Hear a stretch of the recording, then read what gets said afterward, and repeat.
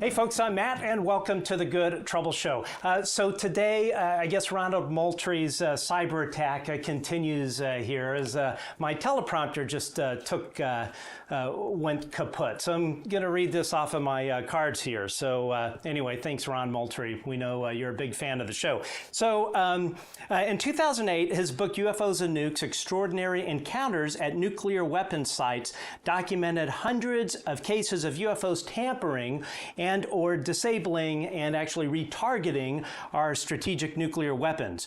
Today we will be playing the second part of a telephone interview that I conducted with Mr. Hastings about two years ago.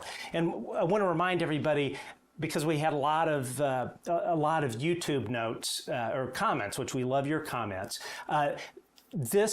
This interview was never meant for air, so you hear me clicking on my keyboard as I'm taking notes, etc. So that's why you'll hear the clicking, which annoys a lot of people, and understandably so. So anyway, so today, joining us for commentary and to talk a bit about Robert Hastings, because I think a lot of folks, they're very familiar with his book, but they have no idea what the man is like. And I've known him for a long time. We speak often. And just a sweet, sweet individual that we owe a great debt of gratitude. So we've got Bob Jacobs returning. This is the second time back on the Good Trouble Show. We're very excited to have him back. He, of course, is a legend. But let me continue reading off of my script here.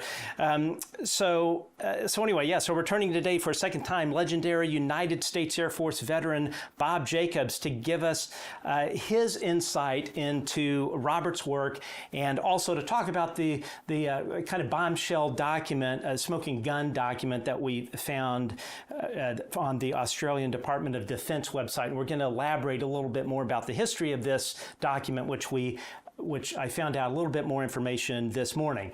But here we go, the commercial, of course. But first, do us a solid and hit that subscribe button or follow button. You can find us on Twitter at The Good Trouble Show. At Good Trouble Show. We don't have a lot of followers on Twitter, so we would certainly appreciate your follow there. And then also on all the other social media platforms, we are at The Good Trouble Show. Twitter, of course, or Elon's X, or whatever you want to call it. You can only put in so many characters. And also, we always need help keeping the lights on. As we know, this kind of stuff is not free to produce, and it allows us to bring you this type of programming, which I hope all of you enjoy. So for the cost of a coffee, you can become a Patreon supporter. Just go to www.patreon.com/The Good Trouble Show. Also, Super Chats are open on YouTube. It's a great way to show your financial support and help us keep the lights on. We're trying to buy some new equipment, so hopefully it'll be hardened against cyber attacks by Ron Moultrie and his friends at NSA. Just joking. I doubt he's doing anything. Anyway, so also, so on YouTube, Super Chats are open. And so again, we appreciate everyone's support. And also, please tell your friends about us. We're not even a year on the air. A lot of people have no idea what we're doing. Also, on our YouTube description at the bottom, you will find links to all of our social media channels, Facebook, all that kind of stuff. And we always appreciate your amplification. Doing things like liking, subscribe, thumbs up, believe it or not, and that's why people put this in the YouTube videos, smash that thumbs up button. The YouTube algorithm looks at those and looks at who's clicking on it, and also looks at comments, and that's what tells YouTube whether they should promote our show organically to people that do not follow the UFO topic. And as I've mentioned many times before, a lot of people that don't track this stuff like we do, all of our audience here. So it's important to tell other people about it and get them up to date. Okay, moving on. In 2008, his book UFOs and Nukes, Extraordinary Encounters at Nuclear Weapon Sites, documented hundreds of cases of UFOs tampering or disabling our strategic nuclear weapons. And here's, let me get rid of this. Here's a little clip that gives you a bit of background on Robert Hastings. Robert Hastings has devoted 40 years to seeking out and interviewing U.S. military veterans regarding their UFO experiences at missile sites and other nuclear weapons facilities. His book, UFOs and Nukes, contains the testimony of more than 100 of those individuals. Declassified U.S. government documents and witness testimony from former or retired U.S. military personnel confirm beyond any doubt the reality of ongoing UFO incursions at nuclear weapons sites. Yeah, man, this guy has done, we just owe a debt of gratitude to Mr. Hastings. So one of the most famous cases described in Hastings' book is about our next guest who testified to the Pentagon's AARO office, and Sean Kirkpatrick, who knows where he, well, actually he's at Oak Ridge National Laboratories. It was interesting.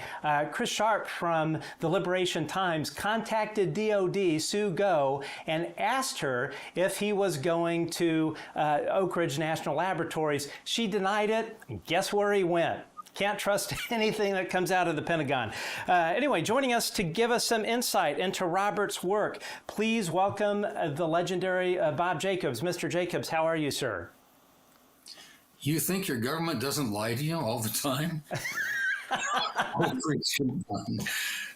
All I've had from my government since I had my incident at Big Sur is lie, lie, lie, lie, lie. This document that you uncovered this morning, by the way, from the Australians is fascinating. I hope we get to talk about that a bit later in your program here.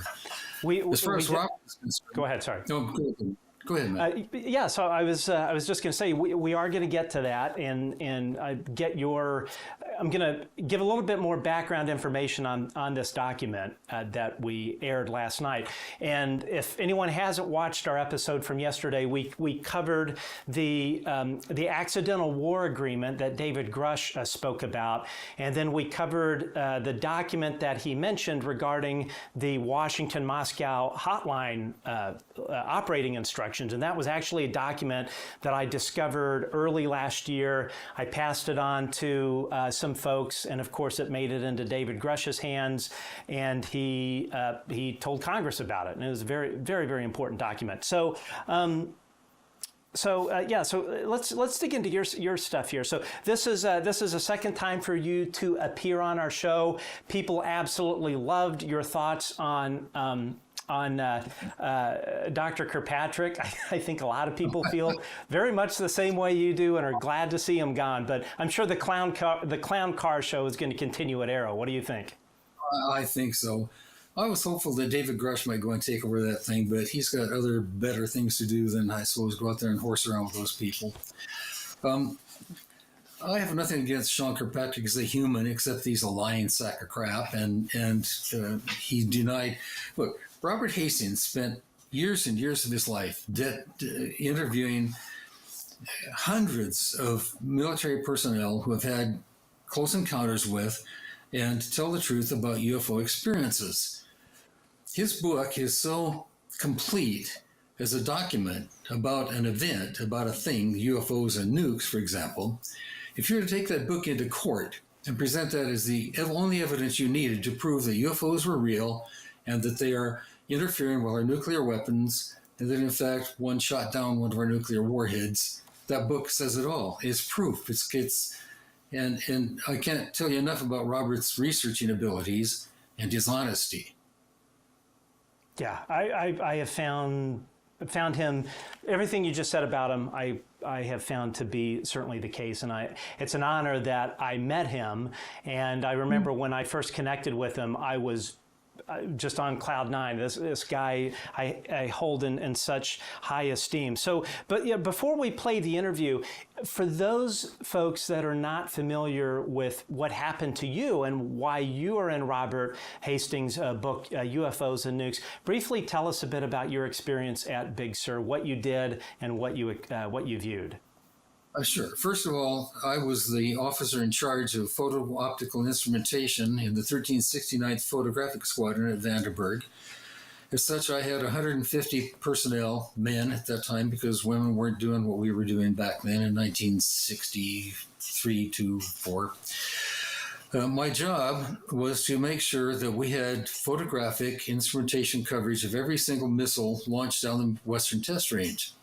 On each tracking site, on each nuclear tipped missile that we were testing, we had 3 tracking units. And let me, this is what they look like. Can you kind of make that out? Yeah. Actually, you know what? Go ahead. Sorry. That's me sitting inside one of our tracking mounts. Okay. We have 3 of those on every site, and about 34 high-speed cameras, Millikan cameras, Mitchell cameras, going at rates of 400 frames a second, 200 frames a second, sometimes 1,000 frames a second. So we captured every single detail of every launch from the time it came out of the hole until it disappeared down the Western Test Range. One of the things I was tasked to do was by a Major Florence J. Mansman of the First Strategic Aerospace Command, was to go up to Big Sur and see if I could find a location for one of those tracking mounts like this one. And if we could look back and see missiles being launched from Vandenberg from the side. At Vandenberg, we could only look up the tailpipe like that. Well, from Big Sur, if you go to Big Sur on a map, you see it's like this, and it goes like this, and then it comes back in around this. And so from this point down to this point, you're looking at the side view of where Vandenberg was. Sort of, it's a bad description here on the screen. So I went up there, and we found a place on a Forest Service road where we could put our tracking mounts. And we went up there, we performed a couple of tests, and yes, we discovered we could film our missiles from the side. Then one day, I got a call from Major Mansman to come up to his office, and he said, "We're bringing out a very large telescope from Cape Canaveral. It was called the Boston University Telescope, designed by Walt Manning, and it was coming out to our site up in Big Sur. It had a focal length of approximately, the one we used, a focal length of about 1,000 inches. The standard inch on a 35mm camera is like 1 inch. So it was a giant telescope, like the kind they used to look at the stars and the moon and the cosmos and so forth, on a truck, and there it was.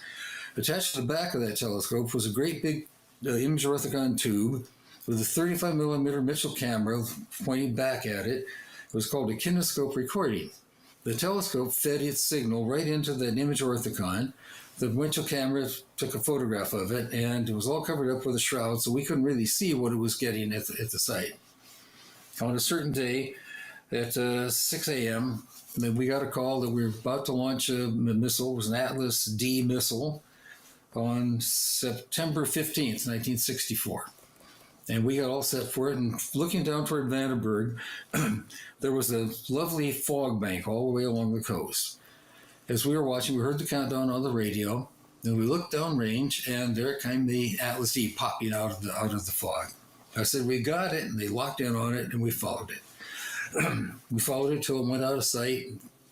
To our eyes, it disappeared into space, and we thought nothing more about it, except we got it. 2 days later, I took the film back to Vandenberg to have it processed, and 2 days later, Major Mansman called me into his office. I walked in the door, and there were 2 guys standing in the corner, and Major Mansman, and in the middle of the room was a table with a film projector on it. There was a motion picture daylight screen up there. Major Mansman said, "Sit down, Lieutenant." So I sat down. He said, "Now watch this." He turned off the lights in the room and started the projector. When it came on the screen, I was astounded because there was the 3 nozzles of an Atlas missile filling the screen from 138 miles away. So it was a lovely image. We watched it take off. We watched it go through first stage flight, second stage flight, third stage, and off into space. We did not know what our telescope had recorded. So 2 days after I got back there in the films process, Major Mansman said, "Come to your office," and there I was. And he said, "Now, after this film ran, watch this." For the end of the film, something magical happened. Flying along in the screen was the dummy warhead, the nose cone over here, and some aluminum chaff. We're flying along now between 8 and 11,000 miles an hour, and something entered the frame. It came zipping in the frame like this and shot a beam of light at the dummy warhead. It went back around this way to the top and shot a beam of light, went down here, shot a beam of light. 4 beams of light hit the dummy warhead, and the dummy warhead flipped out of the frame and fell into the ocean. What next happened was the thing that colored my whole view of the universe forever. What that thing that flew into the frame was a flying saucer. It was a disc-shaped object with a dome top, and it was firing a beam of light out of it and hitting the warhead from 4 different places, and then shot back out of the frame again, and our warhead failed. Major management turned to me, turned on the lights. He said, "Were you guys screwing around up there?" I said, "No, sir." He said, "Then what was that?" I said, "Well, it looks to me like we got a UFO." He immediately said, "You are never to say that again. As far as you're concerned, Lieutenant, this never happened." So I walked out of his office, and for 17 years I shut my mouth because I was told by a superior officer to shut up. Because I thought about the incident for several reasons. First of all, shortly after things began happening to me, I began having weird dreams and odd things happening to me, and I don't want to go into detail, but I was hosting a late-night talk show in Eureka, California, on station KFMI. And as you know, Matt, late-night talk shows have all kinds of weirdos calling in, and they want to talk about ghosts and the Jewish conspiracy to castrate America and UFOs. So a guy called in, told a UFO story. I said, "Well, I'll tell you what. I'll tell you mine." I told just what I reported you just now. And that was the first time I talked about it. When I went home that night, 2 o'clock in the morning, I went home. And on the way home, I thought, I wonder if I should not have just shut up about that because, I don't know. Well, nothing happened then. Shortly after that, I went back to Wisconsin to teach school at the University of Wisconsin at Oshkosh. And we get paid for 9 months, but for the 3 months during the summer, we're not getting paid anything. So every summer I had to find some way to make a living and pay the rent on the farm and so on. So I was sitting there, I thought, I wonder if I could sell this story about the UFO to somebody. So I contacted Omni and a couple of other magazines, and they weren't interested. So I thought, who's likely to pick this up? Well, I contacted the Inquirer, and they took it. I got paid $500 for my article. I'm ashamed of the way it looked, but the truth was there. It was out. Shortly after that happened, I started getting strange phone calls at my home. You remember answering machines, the little things that used to record calls? Oh, yeah, with a little cassette tape. Yeah, I remember those. Well, I would come home from work, or I'd come home from any place, and there'd be a voice on it. And the voice would say, I'll quote one that I remember quite well. I picked up and said, "Hello." The voice said, "Where were you?" And I said, "I was at work." And it said, "You talk too much. You're going down, motherfucker." Click. That happened time after time after time for a couple of months. Then one night, my girlfriend, now my wife, and I went to a movie, and we came back from the movies, and the answering machine was on. So I clicked on it, and there was nothing on it, but soon after that, the phone rang. And I said, "Hello." And the voice said, I quote this, "Fireworks in your mailbox at night. Oh, what a beautiful sight." And my mailbox blew up, exploded. I lived on a farm with a rural mailbox. That was when I went and bought a gun. And I still have a gun, so don't come around my house unless you want to get in some trouble. Smart. That's what happened to me. And I've had large things happening because of it. I've lost a job at the University of Maine because of it, thanks to Phil Klass, that son of a bitch. And I've written about it because a friend of mine named John Andrews, now deceased, who was the manager of the Tester Corporation's model facility. He built the model of Bob Lazar's sport model UFO. And he said, "Look, Bob, the only way you're going to get out of this is keep talking about it and keep publicizing." And he encouraged me to write an article for the MUFON Journal, which I did. I wrote another article for another magazine. And suddenly the calls stopped. And the calls, the bad kind of calls stopped, but some good kind of calls started. People had read my article and they were calling to inquire about my veracity, and I really know. And one of the people who called was Robert Hastings. And that's how I met him. He investigated me more thoroughly than I think the CIA ever did or the FBI ever did. And what year would this have been? Sorry to interrupt. I think, well, correct me on this, but I think it was maybe 1982, sometime around there. This is how long he's been researching this particular aspect of the phenomenon. He's been researching this much longer than my story. Anyway, I got to know Robert quite well, and in fact, that lead video that you started out with him sitting there being interviewed, he was not actually being interviewed; he was doing the interview. That was in my television studio at the university at Bradley University in Peoria, Illinois. From his book, he contacted me because I was teaching film at the time, and we talked about maybe doing a film about his book, which I thought was a great idea. And he wanted to know if I would direct it.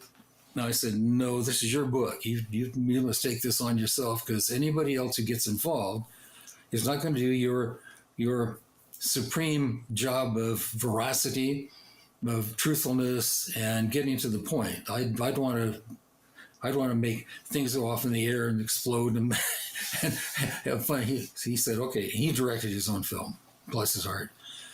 Anyway, he came to my studio to bring several people over from his book to interview. He was interviewing there. I think that may have been Chuck Holt. He was interviewing there. But I've been involved with him. They were doing that business for his book. After we were finished, he came into my office and we were sitting there chatting, and he shut the door and he said, Bob, I have something I want to talk to you about. And I said, okay, what you got? He said, well, he checked the door to make sure it was shut. And he said, I have to tell you that I've been doing a lot of research, but I'm also an experiencer. I've been abducted. And he told me his theory on triple-digit thingies, it's called. What happens to several of us is something will happen at a time on the clock, 3:33, 4:44, 2:22, et cetera, et cetera. So he said, these things happen to me, and I always get up and look at my clock, and it says 4:44. I turned to him and said, well, for me, it's 3:33.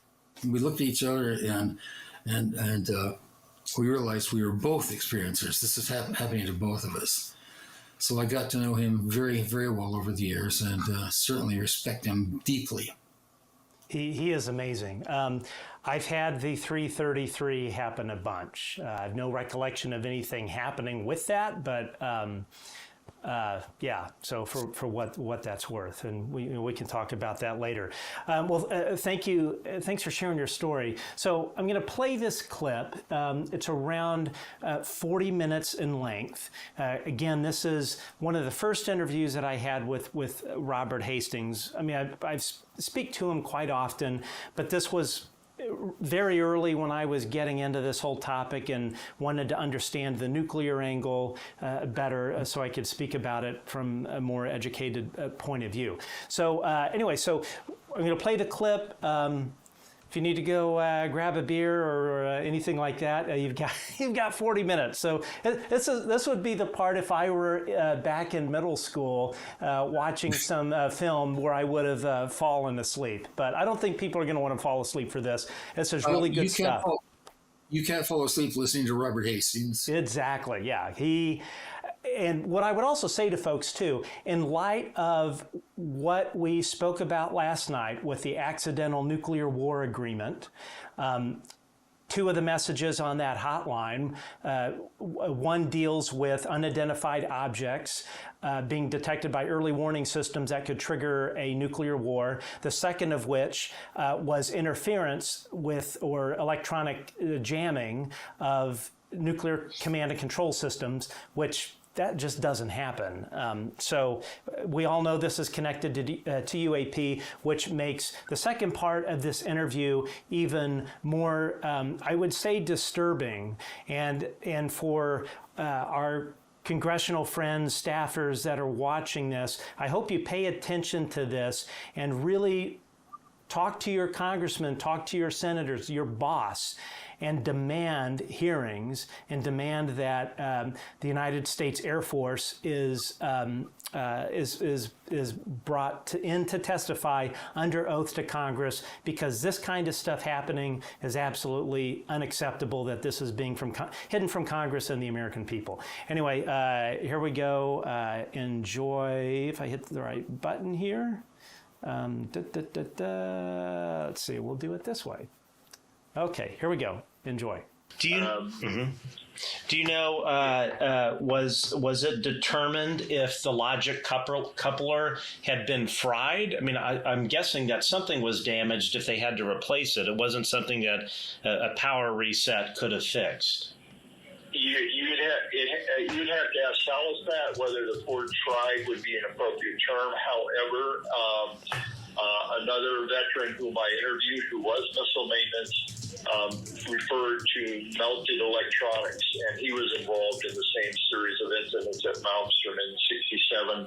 So what he was describing were, high temperature melting of electronic circuits, and so when Salas used the terms fried, that may be exactly what he's referring to. Do you know in the subsequent cases, was the point of failure the same? It seems to have varied from incident to incident. In other cases, for example, in the 1970s, the veterans have referred to targeting codes, the actual targets, the latitude and longitude of a given target, let's say Moscow, would be input into a given missile. So that particular missile would be correlated in typically latitude and longitude for Moscow. In some cases, rather than these other electronics issues being described as being affected, what the witnesses are telling me, again, missile maintenance personnel had to do more with the actual program codes that would have allowed the target to be hit or scrambled or erased altogether. In other words, the software rather than the hardware was affected. So there does seem to have been a diversity of modalities of different failure modes, from case to case. How many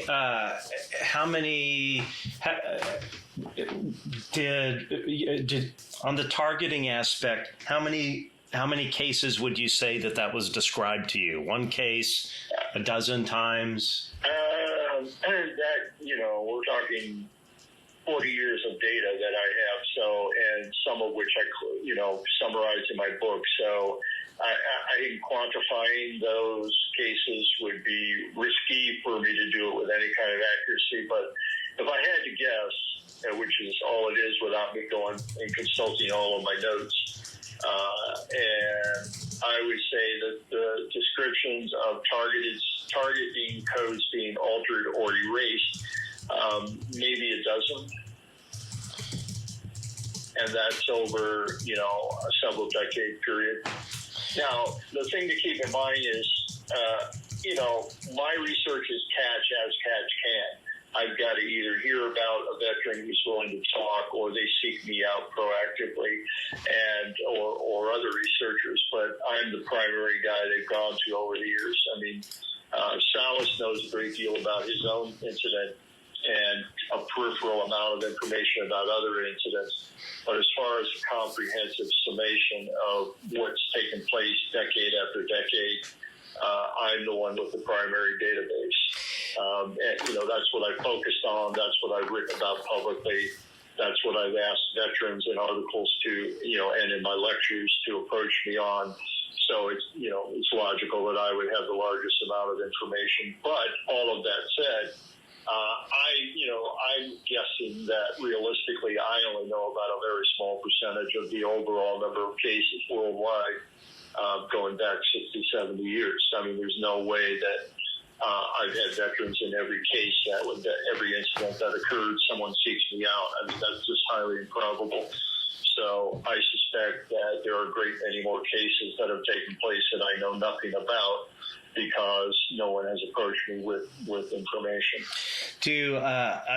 When I was talking to Bob and I brought up, asked him, the way I posed the question was, I know this wasn't the case in your instance, but can you tell me, had you heard of any other instances of targeting being tampered with? And he absolutely would not touch it. And I asked, and then I reframed it and I said, if you were me, would that be a subject that you would look into? And he said, friend, I'm not going to talk about targeting. And, of course, I dropped it at that point. So my question is, have you, obviously that's a clear red line for his NDA.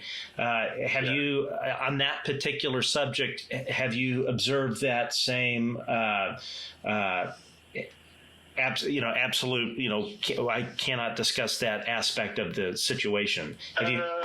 Well, let me refer you again to the second edition of my book, the one with the blue cover. Mm-hmm. I think the chapter title is probably Into the 1970s, and in it, I mentioned a man who was at Malmstrom in 74, a missile launch officer, who described,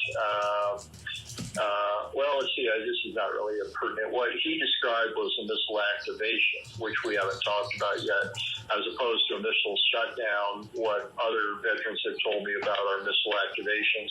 This guy doesn't want his name known, but I was thinking he was describing that the targeting was affected.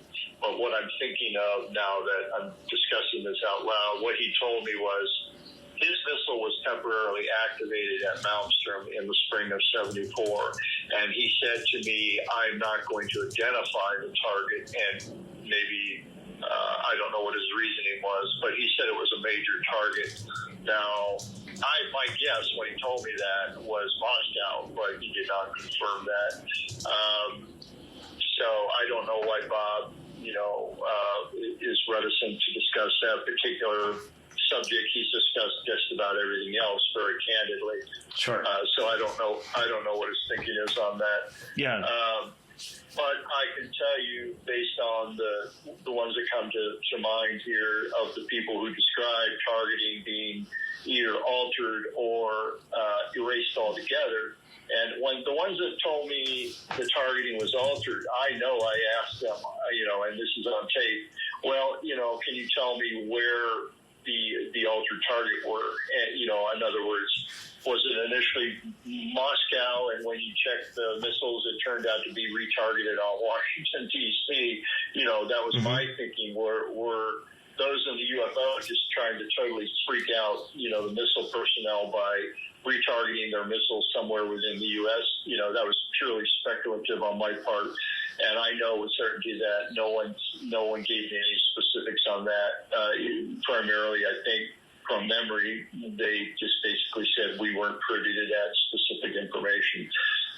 But apparently, based on testimony I've gotten, in other cases, there was no targeting information at all. The coordinates were not reprogrammed to alternate targets.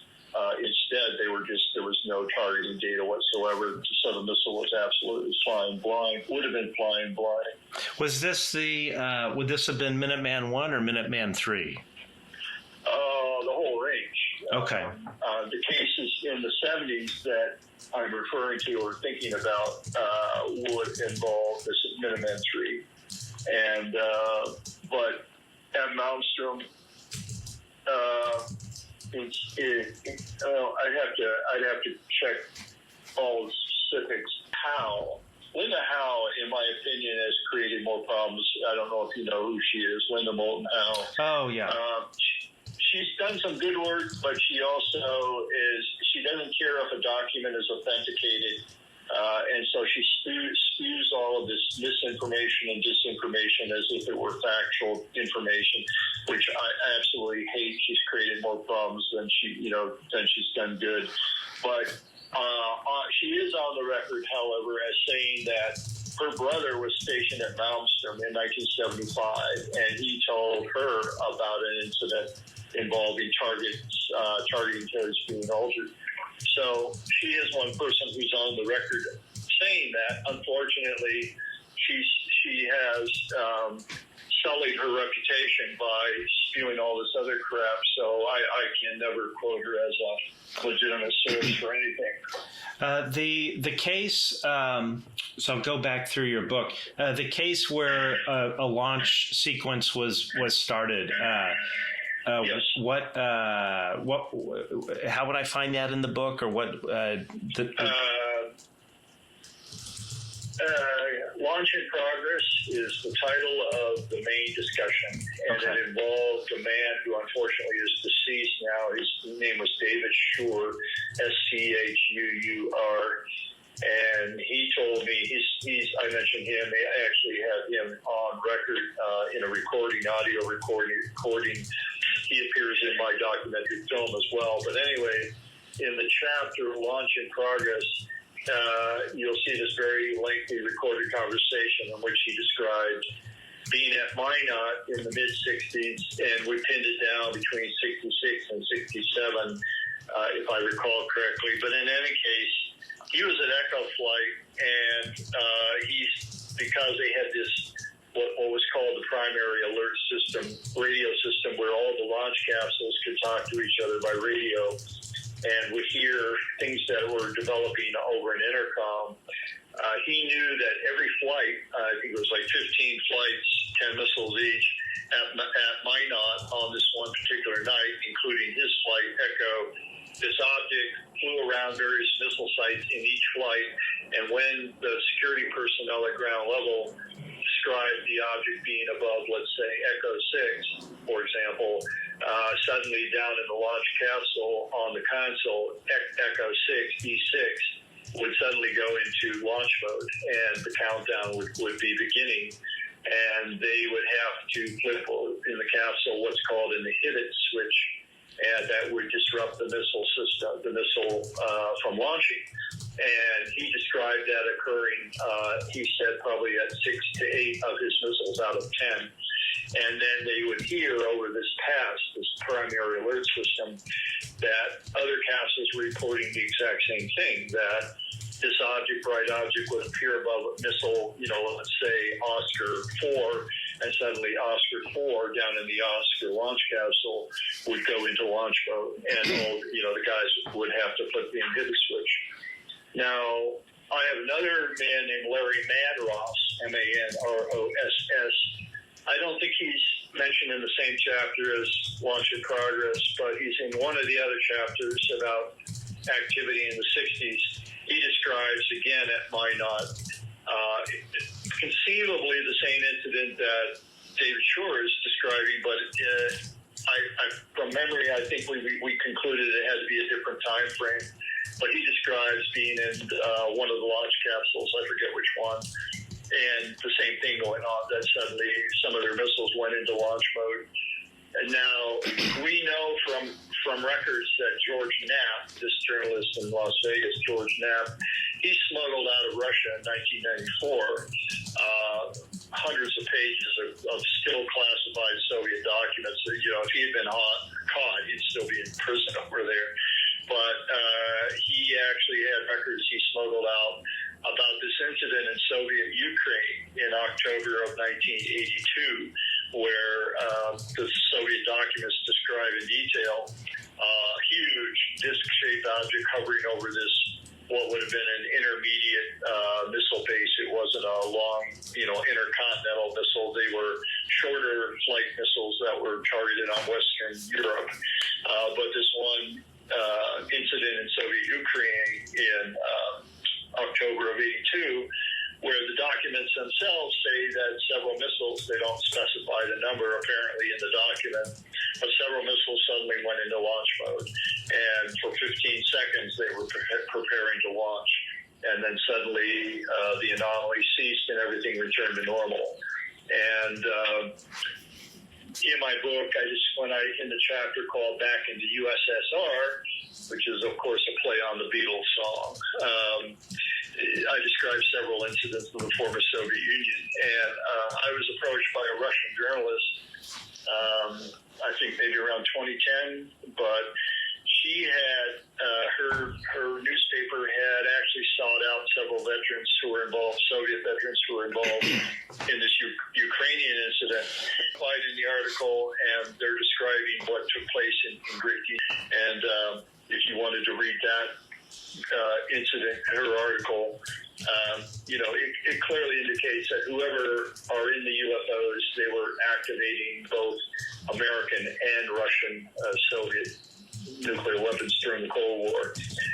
What I have speculated, or my opinion, what I have expressed, is that I don't think that an effort was being made to actually launch those missiles. They weren't trying to start World War III, whoever they are.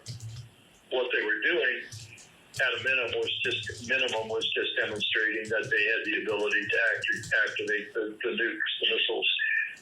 Probably knowing full well that the military officers had the ability to disrupt the launches.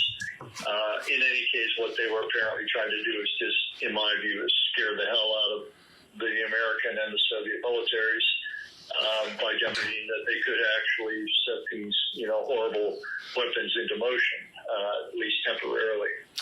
Rewinding back to Salas's incident, he had mentioned that that Boeing had been brought out to figure out what was going on, but that at some point the U.S. Air Force told them to cease their investigation. Do you have any insight into that?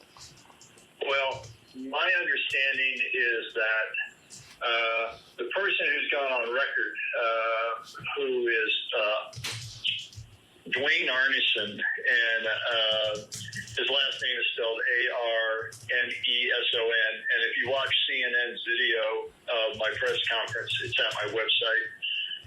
Arneson describes being in the communication center for the missile wing, which was based at Malmstrom, involved other bases, but he was at Malmstrom. He was the officer in charge at the communication center, and he describes reading in Twix, a TWX, which is a military teletype, about an incident at Malmstrom where a UFO had shut down several missiles. Now, he also describes conversations he had with a Boeing representative, and I'm spacing out his name right now, but it's mentioned in my chapter on Echo and Oscar. He talked with this Boeing representative who he worked with after retiring from the Air Force, who actually was in charge of the team that went to Malmstrom to investigate what had gone on there. My understanding, based on that individual's testimony, was that they were investigating the first incident at Echo Flight, which was the one that occurred 8 days prior to prior to Bob Salas's incident at Oscar Flight.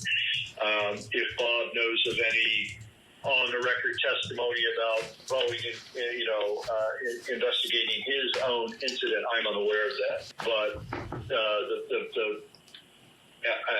again, I'm having memory problems with this gentleman's name. But No problem. You can look it up, or I can send it to you after we get off the phone. But he said that this Boeing rep said that they were sent out to find out what had gone on at Echo Flight, and they could find no prosaic cause for the problem. And then as they were preparing their report, they were contacted by the Air Force and told to cease their investigation and not to issue a report. So clearly the Air Force was trying to cover its tracks very early on, even as Boeing was out in the field trying to figure out what was going on. But Boeing was still able to determine that the logic coupler was what was failed. They just couldn't determine how it was failed? That's correct. That's my understanding of it. Okay. And I actually have the letter. I think I have it as a separate file that this Boeing rep wrote to a researcher named Jim Klotz, who used to, Klotz, who used to work with Salas. And I believe I've got his entire letter, in which case I'll send it to you after you get off the phone. That would be great. So fast forwarding to the most recent case that you covered. What could you tell me about that? The press conference I held was September 27th of 2010. And less than a month later, on October 23rd, 2010, 50 missiles, 50 missiles, became, the communications between F.E. Warren Air Force Base and the launch control capsules involved in these 50 missiles, with these 50 missiles, suddenly was unavailable. They could not communicate with the capsules. In the chapter, I forget the title, but it's toward the end of the book. I think the chapter title might be something like Into the 21st Century. I believe that's it. Okay. I talk about this incident at F.E. Warren on October 23rd, 2010. Somehow word about the missile snafu, where these 50 missiles were in effect unlaunchable because the base could not communicate with the launch capsules. There was an airborne backup system that apparently could have launched, my understanding is, but the proper, ordinary, primary launch process was interrupted because F.E. Warren could not communicate with these 5 launch capsules. They've changed the names now. They call them missile alert facilities. Used to be launch control facilities. But in any case, a reporter for Atlantic, I would say magazine, but it's probably more of a website now, the Atlantic website, Mark Ambinder, got wind of this failure to be able to communicate with these 50 missiles and wrote an article. It got all kinds of national attention, international attention. And in the article, the Air Force's official response was that a missile control component failed and caused this problem. And they also claimed that the problem only lasted for 45 minutes. Well, long story short, one of my sources, a retired missile maintenance tech, getting out of breath here, he made inquiries of 2 of the actual active duty missile techs who were at F.E. Warren and who were involved in bringing the missiles back up. And what they told him, these 2 techs, and what he in turn told me was that actually the missiles were acting up for something like 25 hours, 26 hours, not 45 minutes.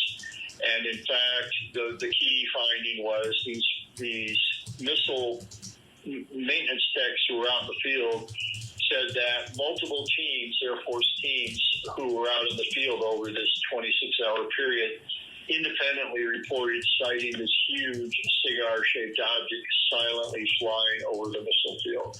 And so you basically have an indirect link to, at the exact same time all this turmoil was going on with the missile systems, the teams who were out in the field bringing back up the missiles were describing this huge cylinder-shaped object, cigar-shaped object.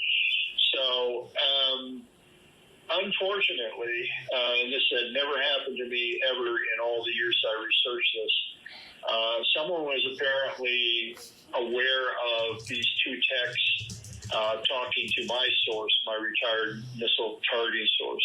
And when those 2 guys retired about a year later, they were told that a flag had been put in their dossiers, their folders, which would basically say that they were security risks.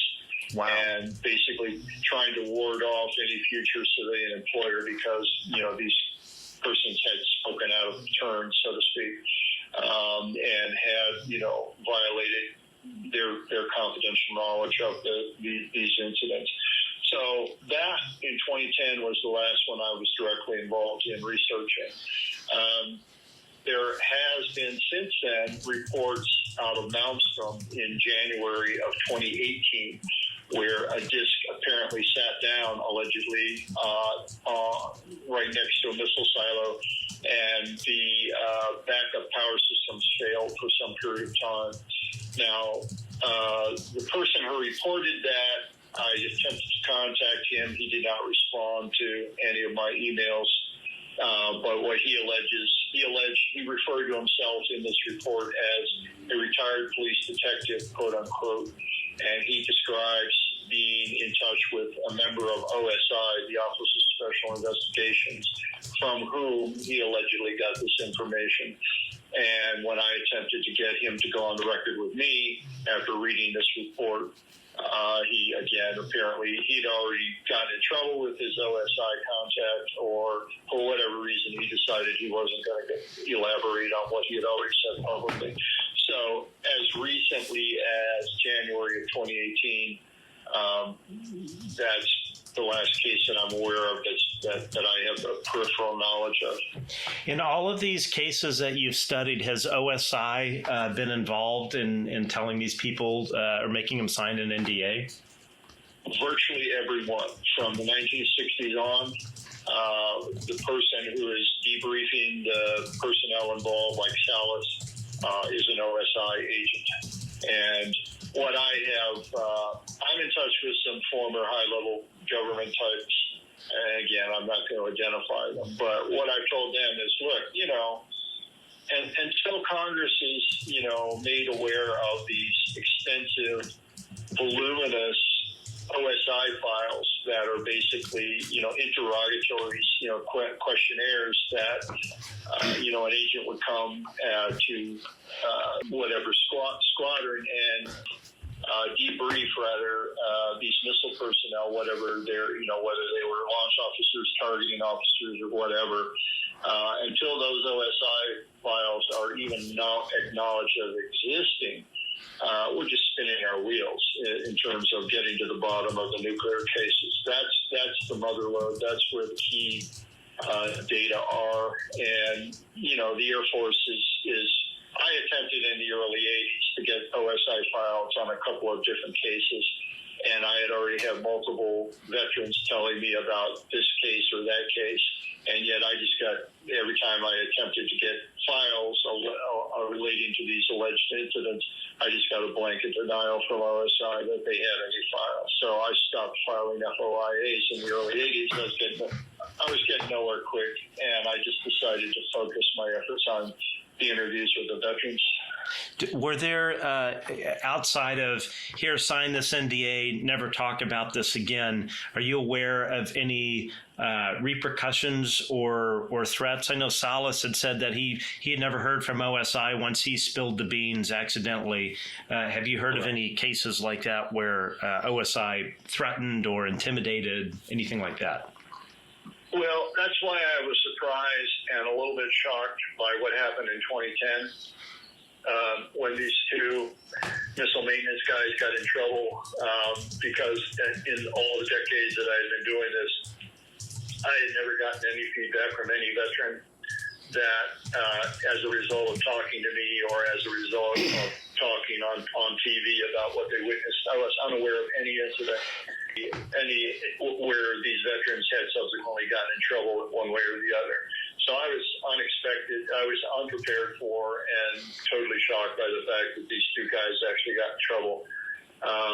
So that's the only incident I can personally address. But what I have assumed over the years when I publish these veterans' names in my books or in my lectures or whatever, my film, so much time has gone by that I think the Air Force is just trying to, not rock the boat. They're just, they know that these veterans are talking publicly, but I think they've decided that to lean on these guys to create problems for them may risk these veterans, going to the media, saying I was, someone visited me last week and threatened me about something that happened 50 years ago. So rather than risking all of that, I think the Pentagon, whoever's calling the shots at OSI or even other groups within the military, they've just decided to leave these whistleblowers alone, with this one exception that I'm aware of, you mentioned. Are there any other things that you think I should cover, or question an important point that I haven't asked, or anything that you'd like to add?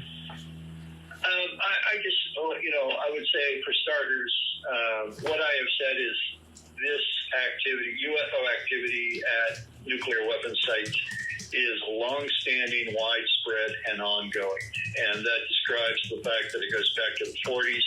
It has occurred at virtually every nuclear missile base in America and in other countries. It's widespread, and it's ongoing based on the very recent cases that have been reported. That's important for people to understand. One or two cases like Bob's incident at Malmstrom in 67, when you read about these incidents, nuclear weapons-related incidents, in articles by the general media, they're talking about one or two cases, when literally there are thousands, hundreds, if not thousands of cases around the U.S. that have taken place, and I've documented, nearly 200 of them. I don't know why the media is focusing so exclusively on one or two cases when all these other sources, all these other veterans, many of whom are still alive and still willing to talk, could be interviewed about these at other bases during other time frames. So I think that's definitely a point to emphasize. Okay. The other thing I've already mentioned is when skeptics or journalists or scientists say, how do we know this is not Chinese or Russian technology? Well, the things that are occurring now, as I've said before, things that have occurred in the last year or 10 years are identical in terms of the specifics as what occurred in the 40s. And it's highly improbable that in 2022, this is foreign earthly technology. But to claim that it's earthly technology in the 1940s is absurd. It's people grasping at straws who are unwilling to accept the fact that these are unquestionably non-terrestrial craft, that these are somebody from somewhere else. So clutching at straws, they say, well, maybe it's the Russian or the Chinese. Well, if one studies the data instead of just offering uninformed opinions, one would find that these incidents have occurred for 70 years. And no country on earth had this technology in the 1940s, let alone now. Are you Chris Sharp that I'm working with? He's been talking to someone recently stationed at Vandenberg Air Force Base that this person has been observing on a regular basis. I believe I'd have to go back look at my notes, but a large orb or something that has been hovering around. I'm not sure how many silos they have there. I know, my understanding at Vandenberg that it's simply a test facility to launch a Minuteman. Correct. Are you aware of anything or any cases regarding Vandenberg? I think I've read just on the internet, a couple of reports, but I can't claim to know anything about them. But I have no doubt that these things are ongoing. I'm sure that they're still going on at I would think they would still be going on at Vandenberg because that's been one of the key missile test facilities since the late 50s. Do you have a theory as to why all of a sudden this subject has become front and center? Some people have speculated that they've been given a timetable that something's going to happen and they need to hurry up and prep the public. Do you have any personal thoughts? What you just said, I would be very skeptical about. I'd be dubious that anyone knows about a timetable. I mean, that sounds like lots of unfounded stuff you would read on the internet. Mm-hmm. It could be true, but I wouldn't think that that's what's going on. I think the fact, Elizondo really got the ball rolling back in 2017. I have long story short, I spent 8 days with him, basically one-on-one since February 2018. And my assessment is that he is who he says he is. He has no ulterior motive. He actually is someone who believes that the government needs to get it in gear and start addressing this topic in terms of not only investigating it, but being more candid with the public. I think he's very straightforward in that regard. The other people whom I decided I'm not going to identify that I'm in touch with, I believe are on the same page. They're former high-level government employees who just think that the time has come for this to move forward. One the other.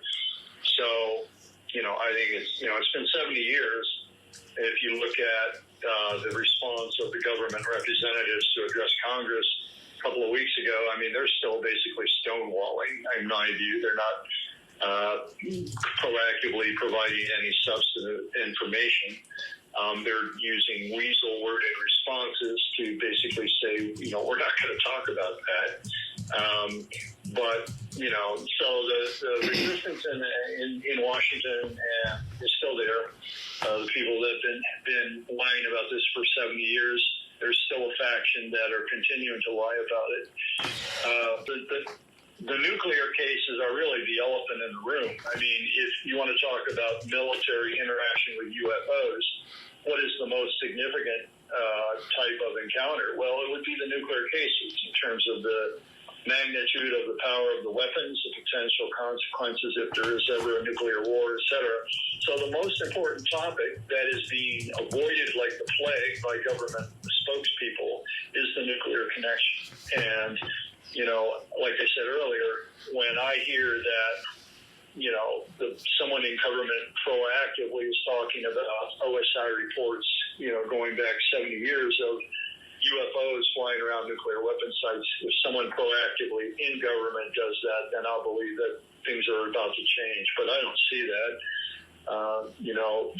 The Congress needs to get whistleblowers like Salas and other former launch officers who are speaking out about this. They're the ones that need to address Congress, not the heads of the agencies who have lied all along and seemingly continue to lie. Got it. And so, do you have an opinion of whether they're malevolent or benevolent? What I've told people for decades now in my lecture audiences, and what I've said in my book is, if one accepts the validity of at least some number of these abduction reports, what people are describing are multiple species of aliens. There are the classic grays. There are the so-called Nordics that seem to be human-like in appearance with blonde hair. There are this grouping called the insectoids or mantis beings that look, their heads or morphologies are very similar to praying mantis.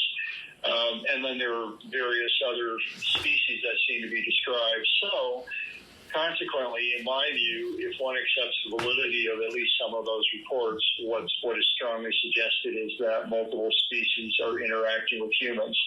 And if that's the case, one would assume that they would not all have the same agenda. They probably would have independent. Maybe some of the groups are working together, one race with another race. But so what I'm leading up to in answer to your question is, one would assume that perhaps, and who knows, some of those species may have our interests at heart. Some of them may be, nefarious. Their plans may be nefarious. And some people in Washington may know the answers to that, but, despite the thousands of opinions online from one person or another, I don't think anyone really knows, what's going on, what the game plan is, and, whether humanity is threatened or not. I tend to view this optimistically. I'm hoping that the ultimate outcome is a long-term relationship with humanity among at least some of these races, and they may, in fact, be working to improve our situation. At a minimum, what I can say beyond any doubt is that at least one race, one group of these entities have made it their business to monitor and even interfere with our nuclear weapons. And one interpretation of that activity is that they are trying to prevent us from using them. And that, of course, would be a positive thing. So that's kind of where I come down on all of that. Yeah. So, Bob, any thoughts on the interview? And actually, before we get into that, so on these videos, when I run it through Premiere, it automatically tries to interpret the speech to do a caption track, but you have to go back and re-edit, manually fix the captions. And I realized that I had royally screwed that up. So I didn't notice. Yes. Oh yeah, no, it was pretty bad. bad. So, like someone said, it wouldn't be the Good Trouble Show without some kind of technical issue. This whole thing's a one-man show. I write, produce the whole thing, and luckily we have our friends that are helping in the chat. But anyway, so folks, what I'm going to do, because I don't want this to propagate with the wrong captioning, after this airs, I'm going to turn the video off so I can the live stream off. So it'll be down for about 8 hours. It takes a while for YouTube to process it. I'll go in and fix the captioning and then re-upload it as a standalone video. So appreciate everybody's understanding on that. Anyway, Bob, back to you. So what are your thoughts on part 2 of Robert's interview? What stood out to you? Well, actually, you don't need any captions. Just listen to Robert. He speaks very well to me. Let me go back one and tell you a bit about some of Robert and me and how I got to be where I am in his life and he in mine. One thing that we talked about last time I was on your program was AARO and Dr. Sean Kirkpatrick and so forth. Let me tell you what happened. Robert Hastings got a call from Sean Kirkpatrick. He had apparently read Robert's book, UFOs and Nukes, which he should have, but apparently he didn't understand much about it. And he asked Robert if he had any of those military people in the book who would be willing to testify to AARO. So Robert contacted several of us. He contacted me, he contacted Mario Woods, he contacted a couple of other people. Terry Lovelace, for example, who wasn't a military background, but who was a very respected former assistant attorney general. And we all went out to Hollywood back up. We all testified to AARO, and I had a document here about that. And I said my experience with testifying to AARO was very positive. When I was called by a guy, I forget his name, and he had made me fill out a form saying several things that I wouldn't discuss about, like his name and so on. My experience was, he said, well, tell me your story. What happened to you? So I told him all about the Big Sur incident and in great detail. And at the end, we said, is there anything you want to add to that? He never interfered with me. He never prompted me. He never tried to give me any leading questions. So I said, well, I think that's about it. Except I've been waiting 45 years to get the government to listen to me. And he said, and I quote, they just did. I felt joyous over that news. My gosh, the AARO is real. Look, a real official government agency listened to my story, and oh golly. Then I watched the Kirkpatrick presentation to Senator Gillibrand's committee, and I just about left my chair.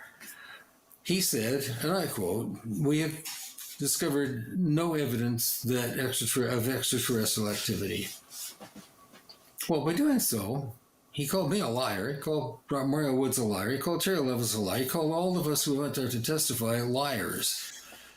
That angered me at the time. It still angers me when I think about it. And what a cheap thing to do. Because Robert's book, I'm in his book, Mario's in his book, Terry's in his books, 160 or 170 other people who have had experiences are in his book. And not a single one of us is a liar. Why would we do this? Why would we say something as outlandish as, I filmed a UFO shooting down a dummy nuclear warhead? Why would I say that? Why would I make that up? What is in it for me? Anything possible that I could... What's in it for me is that I told the truth to the American public about what happened, what I saw, what I witnessed, because it was the most profound thing that ever happened in my life, still has ever happened in my life, to simply suddenly realize we are not alone. They're here. And we need to pay attention to them. We need to let everybody in America and Russia and all over the world know about it. For God's sakes, it's the most important thing that's happened in human history. And we discover now, interestingly enough, that it's been going on for decades. That document that you talked about, the Australian document, I came to a section in that and went, oh my gosh, there are 2 or 3 dozen people in here who have, the government is saying this happened. They were hit by a beam of light in their car, the car went out, a truck stopped. I went, hello, we've been saying that all along. And here in this document, I believe it must be genuine. Somebody didn't make this stuff up as a script for Hollywood. And if that's true, then it's the most significant event in human history.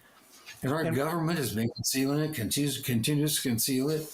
It makes people like Mario and me and Terry and others into boobs and fools for coming forth and saying what we say, and then calling us officially in a senatorial committee liars. How can you believe it? Speaking of boob and fool, Dr. Sean Kirkpatrick is no longer the director of AARO. Are you happy about that? Do you think things are going to get better there? I don't think so. I'm glad Sean's gone because he was simply incompetent for that job. He hasn't got enough ability to deal with people, I think. I think he's good in front of a computer making calculations and that sort of thing. That's fine. Right. But in terms of us, I don't know. As I said earlier in our program, Matt, I was hoping that David Grusch would go take over that thing, but David has obviously many more important things to do. I despair at this point, since Senator Schumer's amendment got shot down, and that was an amendment that was going to make a formal government agency that would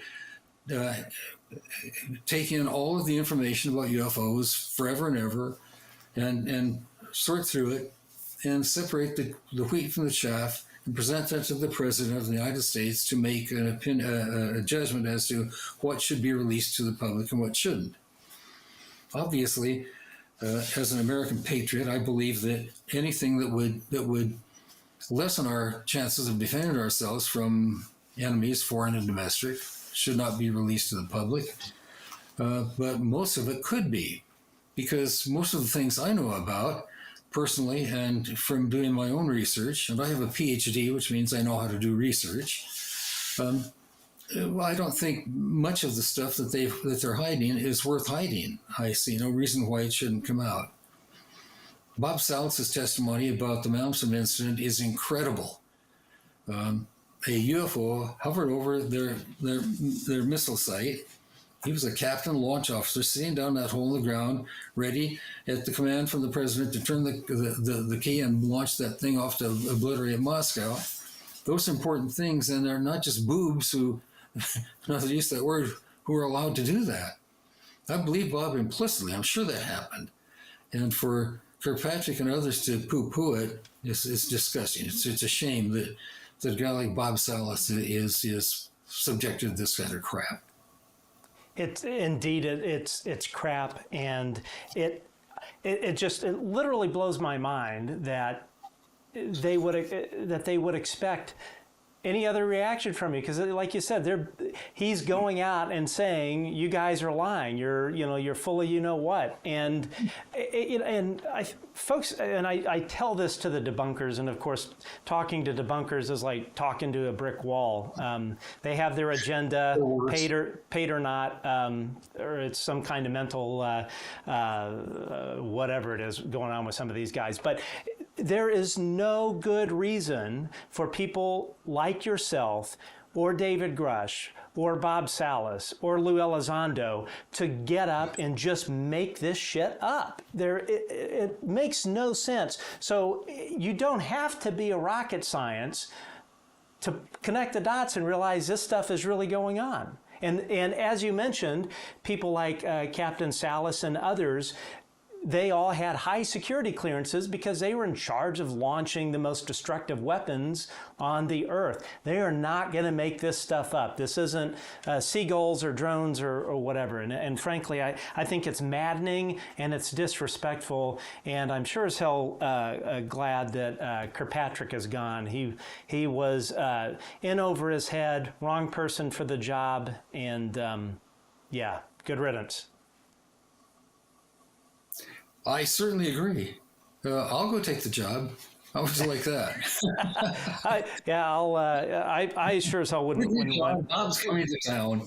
Yeah, exactly. So back to Robert. How often describe your friendship? Do you talk to him every day? How is he doing? I think everyone knows his book, but very little people know what he's like as far as like a good friend. Well, he is a very good friend and just a totally decent person, as far as I can tell you. Robert's dad was career Air Force. And so Robert grew up on bases around the country and had some interesting experiences as a kid. One incident he's told me about is he was, as a young boy, up in the control tower at one of the Air Force bases his dad was stationed at. And there was some flak going on the consoles in front of the air. There was a lot of confusion, and suddenly he was escorted out of the control tower, and believes that may have been one of the first encounters he had with this experience. He's had a number of experiences himself where he's been confronted with what we call abduction or experiencing or extraterrestrial contact. You can read about this in a book that he and I wrote called Confession, Our Hidden Alien Encounters Revealed. That started in that day in my office when he said, I have something to tell you. And in that book, he and I detail the experiences that we've had where, can I verify and tell you for sure that I've seen an alien face-to-face and I can describe the pimples on his nose? No. But I've had, 100 such experiences in several years, and Robert has had those experiences over and over again. So he and I believe implicitly that we have been contacted by somebody from somewhere. We don't know who they are or where they came from or why they contacted us. Robert and I have talked a couple times about why us. We tried to speculate, well, Robert is obviously a brilliant researcher and a brilliant storyteller and a brilliant writer. So I could say, well, gee, maybe you were contacted because of UFOs and Nukes. Maybe they want you to do this. They certainly aren't inhibiting you from doing it. And I've had the same feeling in my life. Maybe because I'm a writer, I write novels and magazine articles and all sorts of things, TV scripts. Maybe because I'm a communicator. In fact, my PhD is in communication. That maybe they contacted me because I can tell things to people. I don't know.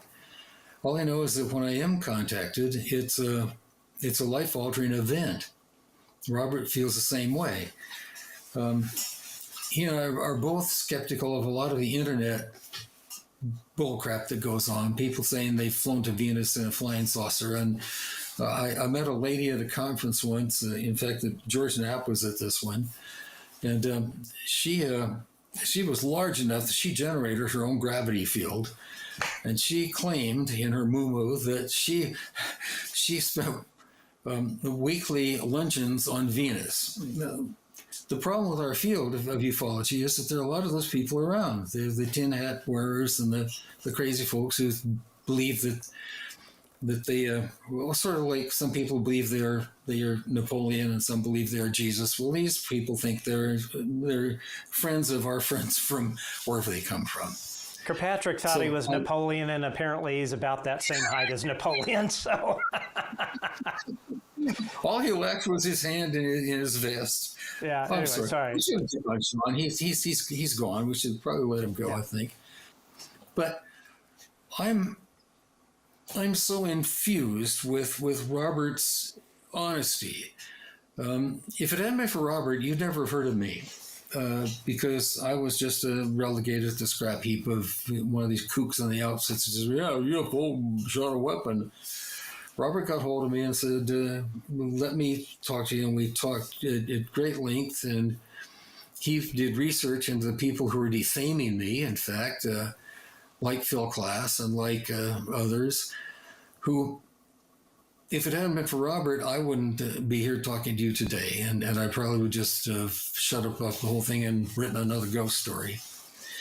So I believe in him and I trust him, and everybody I know who's had research relationships with Robert feels the same way. The guys I've just mentioned in this small group of ours who got together because of Robert and testified to AARO and went to Hollywood to be in a movie, and then the movie fell apart because obviously the guy who was doing the movie didn't believe us either.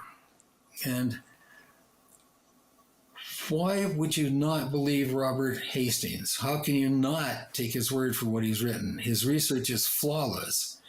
He doesn't just say, look, this happened, this guy said that. What he does is say, in true journalistic fashion, this guy said that. Now, here's what I did to find out if he said that. I went to this sources and this source and this source and that source, and I looked around and yes, I now believe what Mario Woods told me. I now believe what Terry Lovelace told me. That's incredible research. That's academic brilliance. He could be a PhD in whatever he wanted to be right now. So 100%.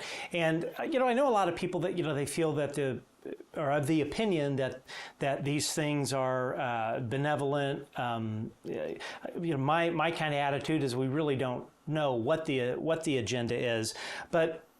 Going back to the interview specifically, some thoughts that he brought up that I thought were significant.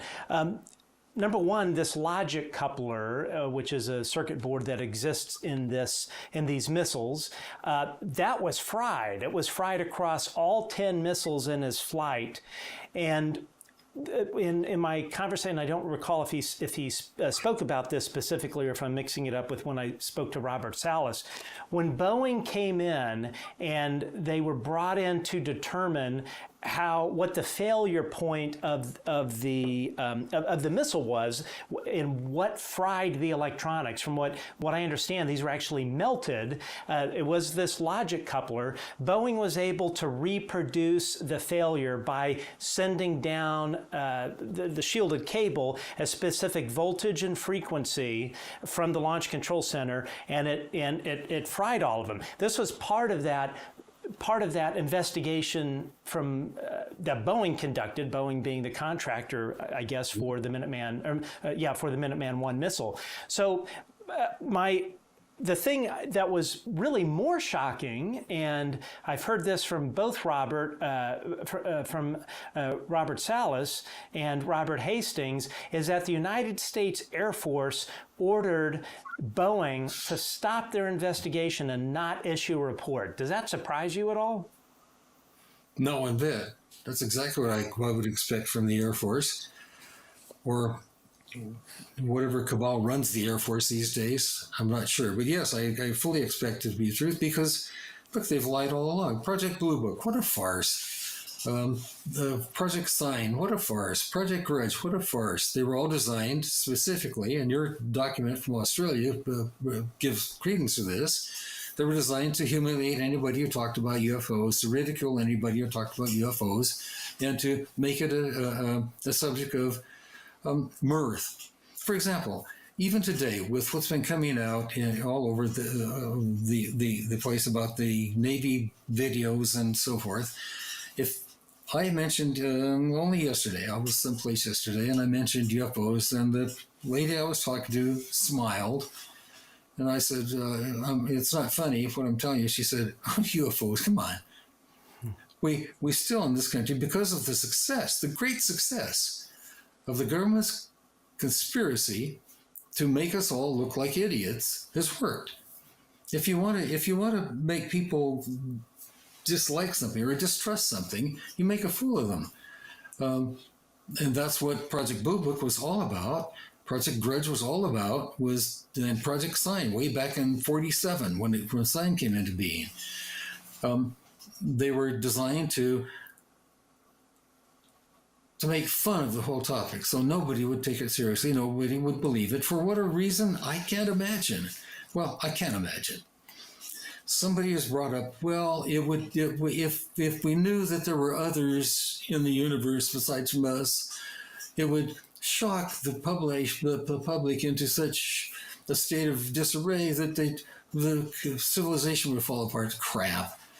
We're not all idiots. well, it would destroy religion. Nobody would believe religion. What? Number one, whatever religion you are, you certainly can't believe that God only made one planet now and one life form on it now. So if you believe in God, there's no reason to not believe in God and believe in his creation somewhere else coming to visit us. Well, what's wrong with people? And well, it would cause wars. We would go to war because we would have to reunite to defend ourselves against these things in the sky. Horse crap. I've been at this since 1964. I have yet to see one instance, one indication anywhere in any of the instances I know about, and they're not all of them. If they were going to annihilate us, they would have done so. If they were going to kill us off, we'd not be here. You and I would not be talking today because we'd be wiped off like that. Right. Their technology is the same as magic as far as we're concerned. So I don't think we're in trouble. I think as Robert pointed out, I think he and I agree that at least one of these species is on our side, is trying to help us. And if you look back into ancient civilization, the Anunnaki, the supposed gods from the sky who came down to Sumeria and so forth, UFOs have been in our literature, in our religion, in our myths, and our tales since we've been here. And haven't bumped us off yet. And so I believe that I remain optimistic that they're not here to hurt us, at least one species. And maybe they're the dominant species, I can hope, that would help us to defend ourselves from a non-humanitarian species and from ourselves, because we are our own worst enemies. We are the enemy. We're so caught up in our little tales that make us feel comfortable. My race, my community, my people, my country, my town, my religion. Good grief, if we could just get over that and start realizing that we have one planet, it's a little small planet with some water on it, some dirt on it, and maybe the populations are getting a little too large, but we'll deal with that some other time. And blacks and whites and greens and grays and brown, who cares what color we are?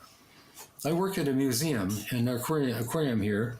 One of our exhibits is a lot of, they're called garden eels. They look like little worms coming out of the sand in our aquarium tank.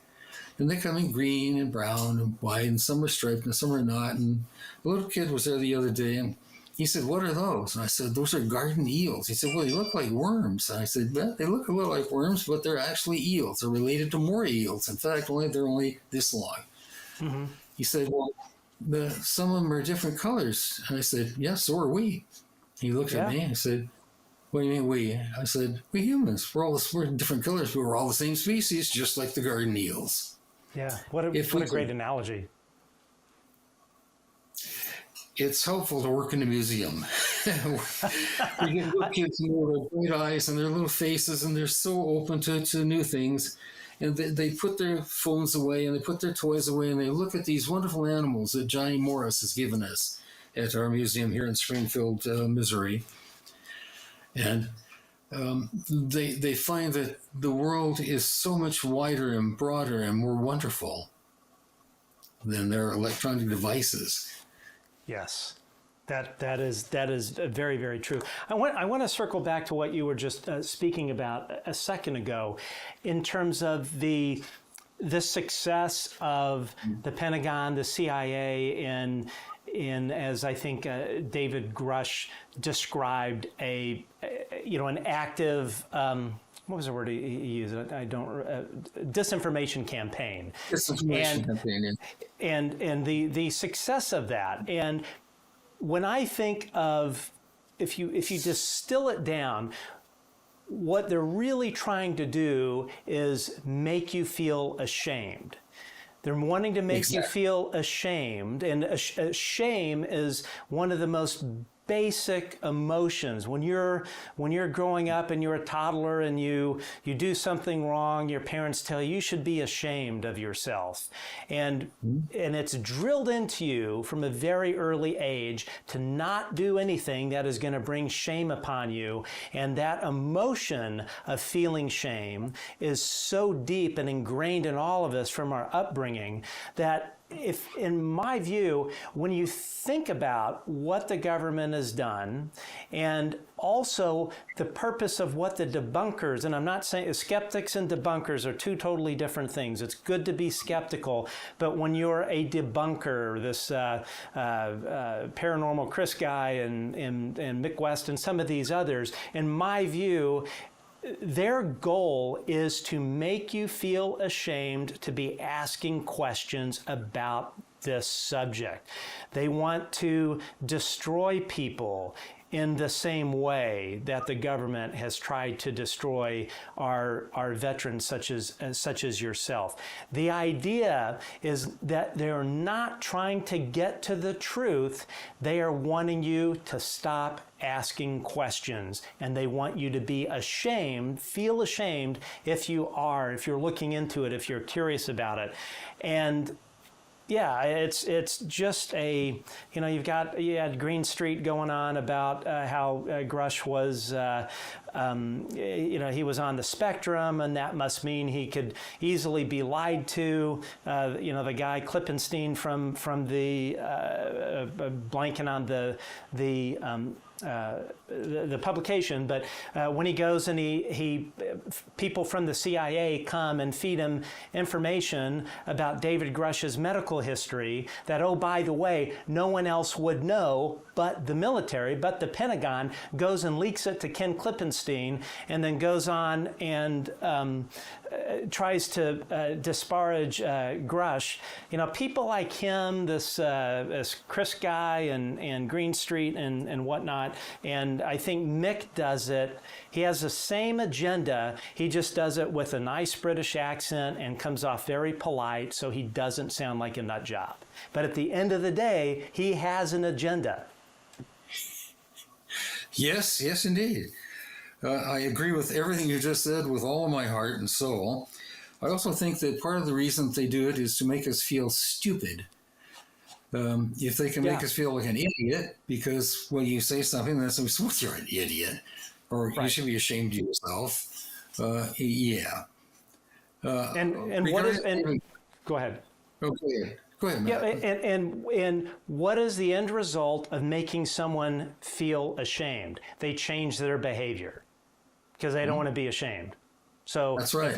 if that debunker of the government can make you feel ashamed about talking about this and asking serious questions, the result they are looking for is for you to change your behavior and think about something else. And it's just wrong on so many levels. And, and obviously it brings up a lot of anger in me when I think about this. David Grusch, Lou Elizondo, all of these folks, they're all human. They all have families, people like yourself, Robert Hastings. And when, I guess my question to you, what was it like for you personally, carrying this burden that you could not talk about it, carrying this burden of thinking that people would view you as nuts for talking about it? That had, I've never had to deal with any of that. That must have been a load for you to carry personally. Yeah, it was. Of course, I sometimes don't give a crap what people say about me. I love that. Because I'm a writer, and I was a teacher for 40 years. I taught college, and I've done film and TV and stuff, and I've known all kinds of people over the world. I've lived in 12 different countries and about 40 of the 50 states.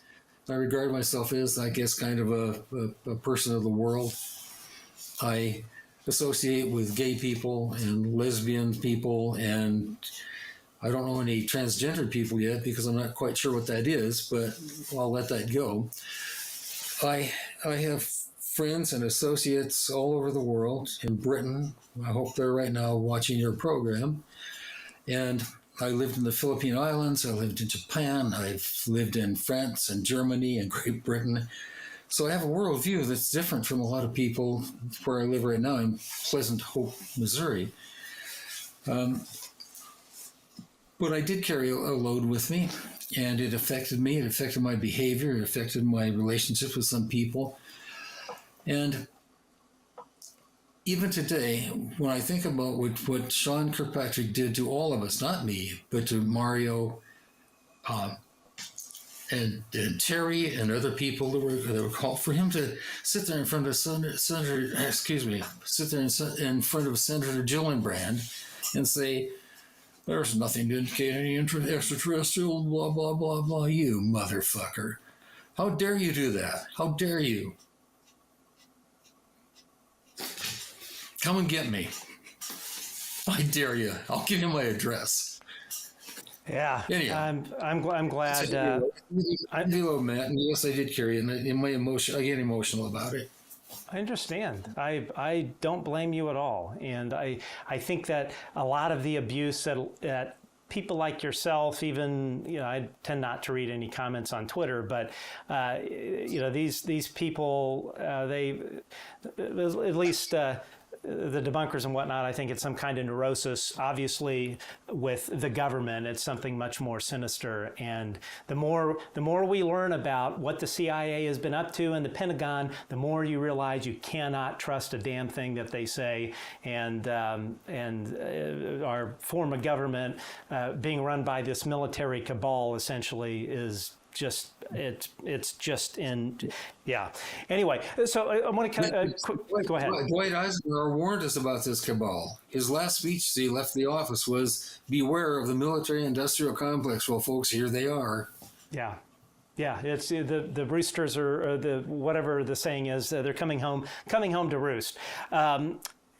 Yeah, and I just want to add a couple of quick points about the Robert thing. One of the things in that interview, one of the things that really stuck out to me, of course, talking about the logic coupler, but also the fact that there have been instances of these missiles on both sides, both in Russia and here, going into a launch sequence, automated launch sequence that required them to flip an inhibit switch. And that George Knapp, legendary journalist George Knapp, who we hope to have on the show at one point, smuggled documents in Russian out of Russia describing the exact same thing happening to their nuclear weapons.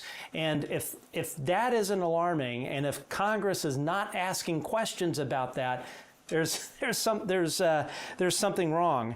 And the other thing too, he also spoke about, backing up a bit, I tried back when I was really digging into this to try and find recent cases of Minuteman III squadrons encountering the same sort of thing, and dead silence, nothing. So, and I know for a fact, because I've had people tell me that this is continuing to this day with these nuclear-tipped ICBMs. The fact that all of this is not even leaking and whatsoever just tells you that the Air Force Office of Special Investigations, which of course has been running a counterintelligence operation on the United States for literally decades, clearly they have their finger on it. And the fact that Robert talked about, he had these above ground maintenance folks that were, I think, involved in the 2010 incident that Air Force Office of Special Investigations put the fear of God into them so that they would no longer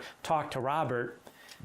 It's dirty tricks, and it's wrong, it's un-American, and our veterans no one deserves to be treated this way, let alone our veterans.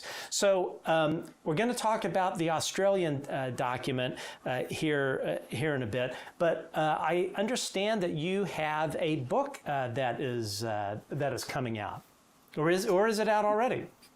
It's out. You can buy it on Amazon. I've written 7 books. This is my latest one. It's called "Told by an Idiot." If you remember Macbeth in Shakespeare's Scotch play, says, "Life is a tale told by an idiot, full of sound and fury, signifying nothing." So that's my book. It's about, it's a science fiction book. I think I told you once, Matt, that my godfather was Ray Bradbury, and he taught me the way to write a story is there are two things. First of all, if somebody pisses you off, like Kirkpatrick, kill him. I went, what? He said, yeah, write a story, put them in a book, and off them. Get them out of your life. And when you kill them in your book, they're gone. You don't worry about them anymore. So that's what I do. I enjoy writing horror and science fiction, having grown up with Ray. And my latest book, Told by an Idiot, is about the current situation in America, fictionalized and put into the context of what happened to America. What happened? You just mentioned a cabal. I believe there's a cabal running this country right now. Poor old Joe Biden can't be running anything. He can't find his butt with both hands, and he can't put two sentences together. So he's certainly not running things. Well, who is? Well, I speculate that perhaps one of those other races might be. And let's see what happens if that is the case. And so that's what the book is about. I won't give you any more indications about it because I want you to read it. But I'll tell you this, it was a wild ride. It took me a year to write it. And it started with an experiencer experience that had me kind of riled up when I came out of it. It took me a whole year to write it. And Ray also taught me this. He said, when you're writing, don't think about it. Put your hands on the keyboard, make your fingers move, and something will happen. And so there's no such thing as writer's block. Sit down and start. So you sit down, put your hands on the keyboard, which are right in front of you right now, and start them going, and something will happen. Mary had a little lamb, the weather is such and such, and all of a sudden your fingers will take off, and they start writing, and she said, let it go. Be in a blind, furious passion. Let it go. Never mind the spelling, never mind the punctuation, just write. When you get with a couple hours of that, you've got something on your screen in your file. Then the next day, go back over it. Dot the I's, cross the T's, throw out the crap, and so that you've got a story. Well, it took me 1 year to get through this particular story because it's be careful. Some of what I wrote, I'm not quite sure why I read it. I go, did I write that? And I go, did I get some help somewhere? Did somebody up there give me some information I wasn't quite aware of? And that's what this book is about. Awesome. I hope you read it. If you like it, give me a review. If you don't write it, if you don't like it, go write your own book. There you go. So Told by an Idiot by Bob Jacobs, Robert Jacobs.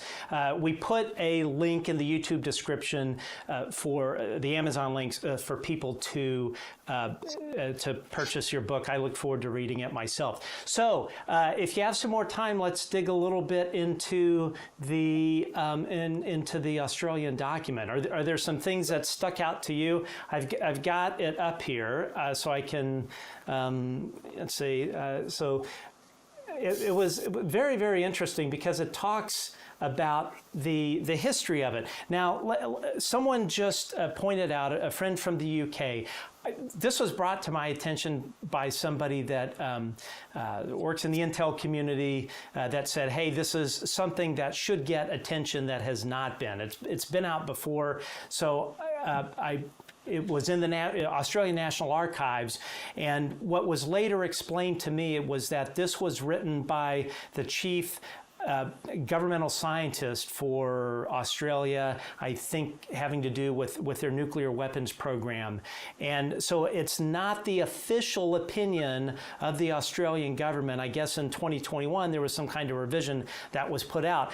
But this individual that wrote this report had very deep ties in the intelligence community in the United States, and clearly everything that he's writing, and this I'm guessing this is somebody of like a Robert Oppenheimer type level. He's not just making this stuff up. So I just want to put that in a bit of context. Ross Coulthart, from what I understand, we love Ross here. He has written about this document and has done some podcasts. So really, he's the guy to ask about this. Anyway, were there things about it that stuck out to you, or any pages? I don't know if you have the document there. I can bring it up on my screen if there's something you want to point out. I can remember a couple things. I do have it kind of up here. I can get hold of it. The first thing that I was impressed by was this document goes back to 1947, and begins there. Actually, I'm pretty sure that we have a situation here where this began way before 1947, but this is where the U.S. got into it and said, wait, in 47, ATIC, the Air Technical Intelligence Center, determined that they had to investigate the flying saucers after, what's his name in Washington reporting the 9 flying saucers over Mount Rainier. I was impressed that in 1949, Project Sign happened, I think, before that, and then Project Grudge, where the Air Force took it seriously and started investigating it. And now we're coming out here in their reports. They determined that, well, yes, there are things flying around, but we must not let the public know. We have to come up with some organization, some big bureau, something or other to discredit us. And that's what we were talking about earlier. Let's make everybody a fool if they think these things are real. And I was impressed by it started there, and all the things that we've been saying, we in the UFO community who believe we take it seriously, all the things we've been saying are true according to this document. Yeah. It details General Vandenberg. It details several big-name military and political leaders who were in on these conversations and writing reports and so on. So essentially, thanks a lot, whoever wrote this. You're vindicating all of us who've been saying it all along. I was mainly impressed when I came to the section, I think about page 40, right in the 40s there, where they're talking about the incidents where flying saucers, we'll call them that, actually, here. There's a list of I don't know, 20 or 30 indications where a car was stopped by a bright red light, engine stopped, like an EMP happens and their electronics go out. Only they record and report flying saucers doing that. And here are government officials verifying that, well, yes, that happened. Right. Hello, Betty and Barney Hill. Yeah. Yeah, it's truly, I'm just kind of flipping through some of it now. It's just amazing, the level of detail. Yeah. Paralyzed. Yeah. Everybody, people paralyzed almost inevitably. Large ball of fire flew in here, violent displacement, battery dead, headlights out. It's incredible. Egg-shaped object. These are reports to the government or by the government.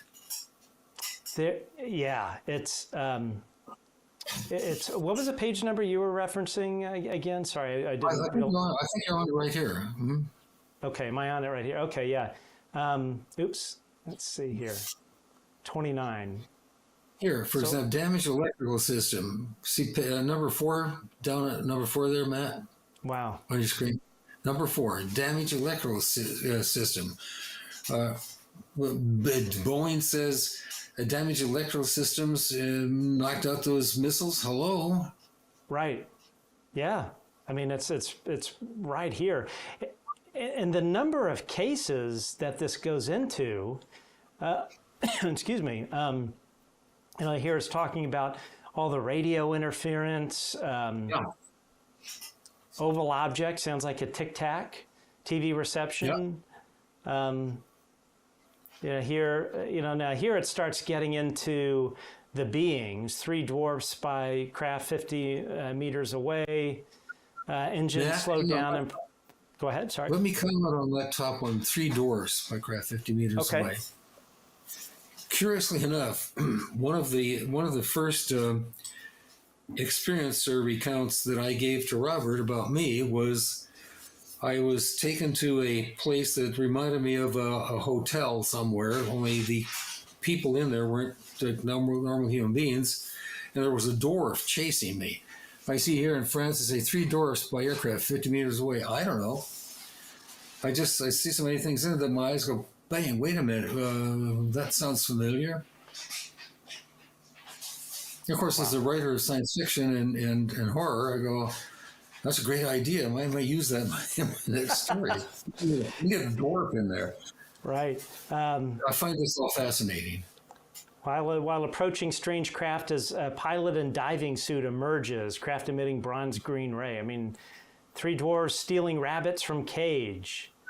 Yeah. Bell-shaped object. Turn up a lot.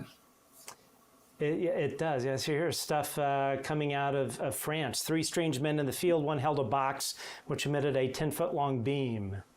Notes on paralysis and allied. Say again. The real case is right back on and back up one where we are in the document. The Hill case right there, 524 U.S. The Hill case. That's Benny and Barney Hill. Oh, Benny wow. and Barney, right there. Yeah. Notes on paralysis and allied phenomenon.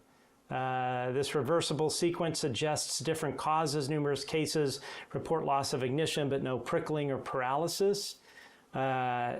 Origin of prickling paralysis. Handheld device variously described as a small metal tube or flashlight or electric drill, and in one case a 60 centimeter long, 10 centimeter diameter tube. It is usually pointed at the victim, and sometimes a light is seen emanating from it, but often no light is reported. Operating probably up to 10 meters. Wow. Yep. It's all common. We in the UFO community have been talking about this and writing stories about those things that have happened and been poo-pooed and laughed at and ha-ha'd at. Well, here's a government document recounting these things happen to people. Dozens of people. Right. It wasn't just Barney and Benny Hill. It happens all the time.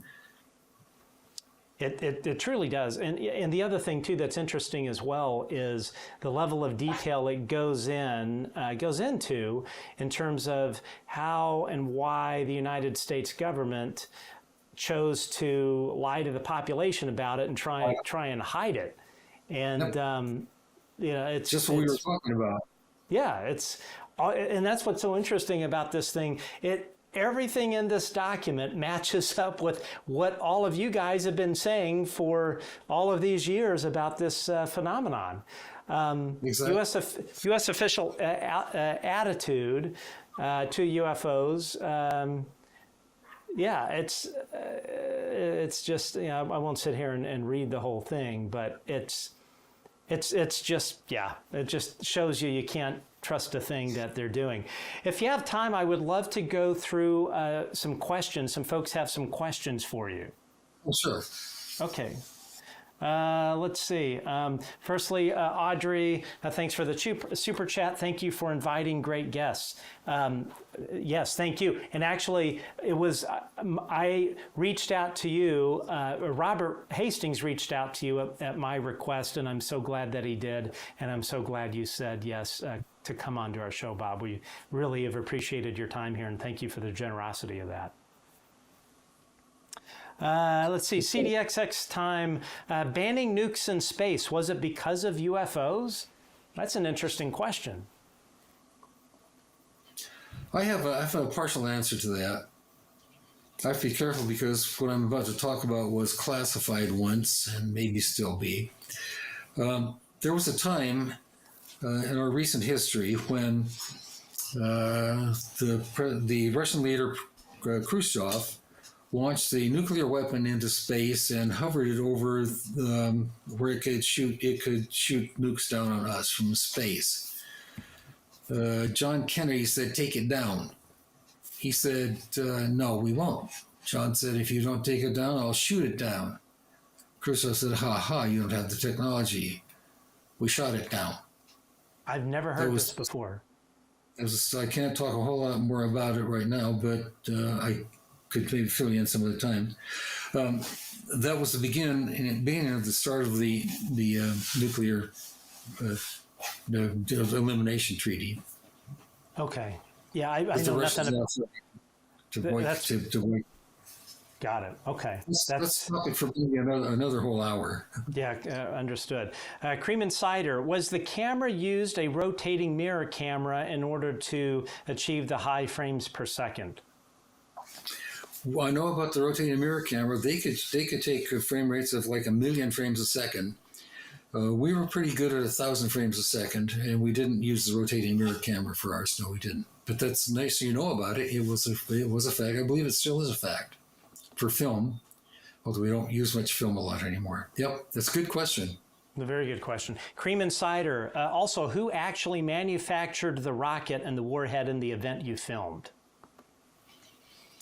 The Atlas missile was, I believe, a Douglas aircraft. I think Douglas made the Boeing, the Atlas. And I don't know who manufactured the dummy nuclear warhead or the nose cone.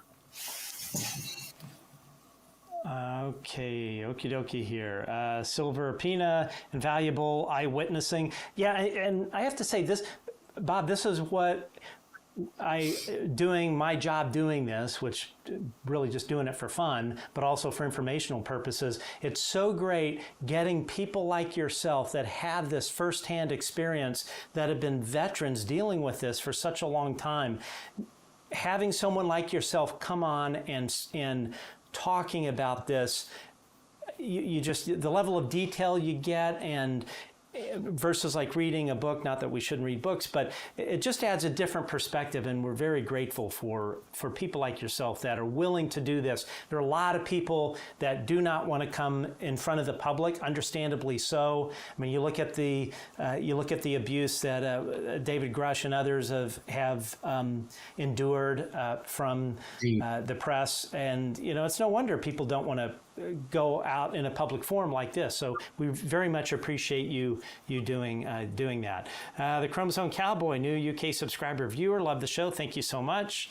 Shelley Montgomery, thanks, Matt. Keep talking, everyone. Just lots of nice stuff. A nice super chat here from Maria. Thank you for your wonderful work. I am a physician by trade and appreciate the fact-based scientific approach. Thank you, Maria. Gary Nolan has spoken about that we have to approach this from a scientific point of view. However, where I disagreed with Sean Kirkpatrick and David, a former nuclear ICBM launch control officer, David Schindley, said this. He told Sean in his interview, if you are relying upon the scientific method to figure this out, you're never going to figure this out, because it's not repeatable. It behaves in ways we don't understand. So if you're going to say, oh, we're not going to prove it unless we prove it with scientific method, I mean, I'm not a scientist, but I think that that's a fool's errand. David is quite right. Yeah. For sure. Ted Ossie, thank you very much, and your colleagues, thank you. And again, thank you for the folks that are managing the chat. Levi Karanino, question: can humans somehow still launch the missiles even if the ETs messed up the software? I would say no. No. And the other thing too with modern nuclear warheads, there's things called permissive action links, which is a locking mechanism that if the wrong code is entered a certain number of times, it fires off a little explosive in the warhead that physically disables the thing from ever being detonated. Also, too, when a missile is launched, it has to have the correct target in there, but secondly, in terms of the warhead detonation, there are a series of physical events that have to be sensed by the warhead in order for it to be armed in its terminal trajectory. So it has to experience a particular G forces that would be indicative of a ballistic launch. Some warheads have a radar altimeter on them. And I think also another fail-safe is a barometric pressure sensor on the MIRV itself. So even if the warhead is launched, if it doesn't follow the expected trajectory, the warhead won't. You won't have a reaction. You won't have a nuclear reaction. Subwater, does he have an opinion on who the NHI are? What are your thoughts on that, Bob? Is it multiple species? Is it one? You're talking about the National Institutes of Health, or how many creatures are visiting us? Oh, sorry. No, they're talking about non-human intelligence. I know. I believe what Robert said earlier is quite accurate. There are obviously not just one of these species coming here. There are several. There are at least two that I know of rather personally because of witnessing certain things. A friend of mine who was also in Air Force, in the Air Force, and had an incident in Thule, Greenland, encountered the Nordic type there, the long-haired, blonde things that look like humans, only they have very thin mouths and transmit telepathically. I'm pretty sure there are more than 2 or 3. I don't know how many there are, nor do I know where they come from. I sure wish I did. I think everyone feels that same way. Carmine, why won't the aliens announce their presence to all of us in a public event? It was all speculation, of course, but what are your thoughts? You'd have to ask them. I don't know. They look, several of these, I don't know what to call them, creatures, things, beings, spirits, I don't know. Several of them, obviously, or at least 1 or 2, have contacted several of us humans. I imagine there are probably thousands of us around the globe who've been contacted, either by being abducted through the roof of our house or being informed by some telepathic message of what things are going on. I don't know. What I do know is that the experiences that I've had indicate to me that I'm being shown things that would help us if we would just get over our silliness and listen up.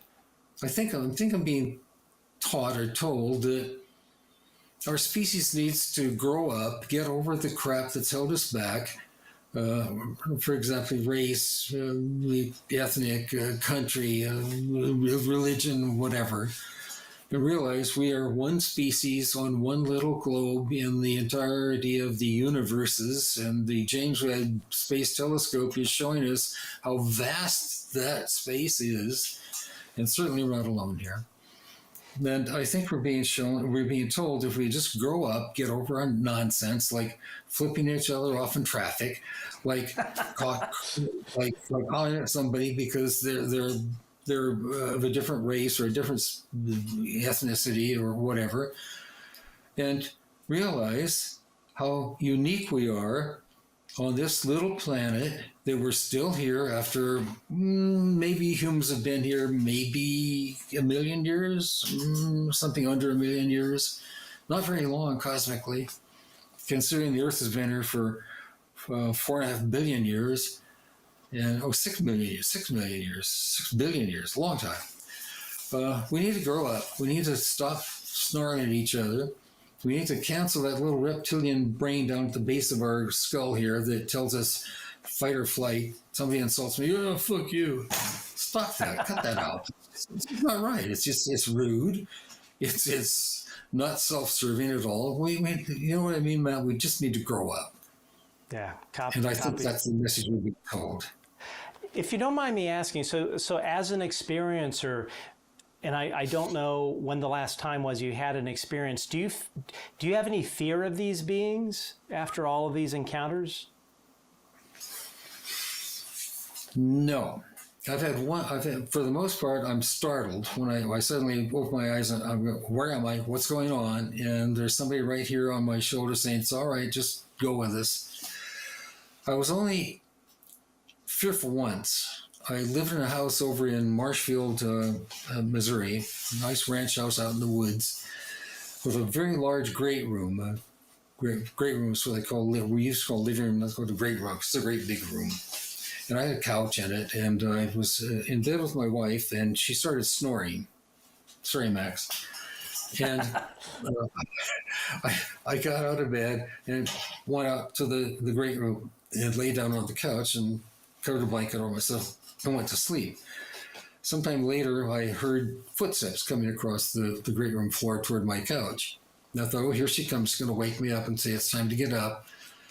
And the footsteps kept coming and coming and coming, and they got right next to the bed. So I'm laying. So I turned my head over, and there's this thing right here. And it was black and slightly luminescent, and it was huge. was big around and went way up to the ceiling of my living room, and it was looking down at me.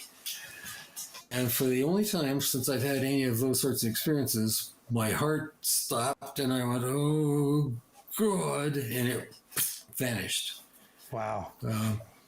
I don't know what that is. I don't know what that was. All I can tell you is I'm sitting here talking to you. I know you're real because I'm looking at you on a screen. I know that was real because I was standing right next to my bed. That's the only time I had any fear. I don't know what that was. I had never experienced that particular one before.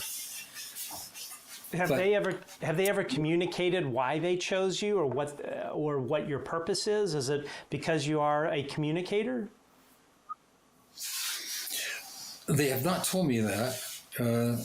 I have what I think is the same sort of entity is always with me that summons me to this place, which is frequently a sort of a large, expansive desert area with orangish rocks and sand and a black sky. And things will come off the ground and appear before me in the space. And once I recall, they were showing me sort of rectangular shapes of a certain material, and they had a frame around them and a thing in the middle. And they came together, and the entity, which is back here, said, "That's how we make our power." Well, thinking about that, I go, why are you telling me this? I'm not a physicist. I'm not an engineer. I don't know what the hell that means. Why are you showing this to me? And another one that I remember quite clearly, I came to, and I was inside what must have been a spaceship. It was a metallic structure, and it was all clear, chromy sort of stuff, and there was a thing in the middle with a thing sitting at it, a critter, a thing.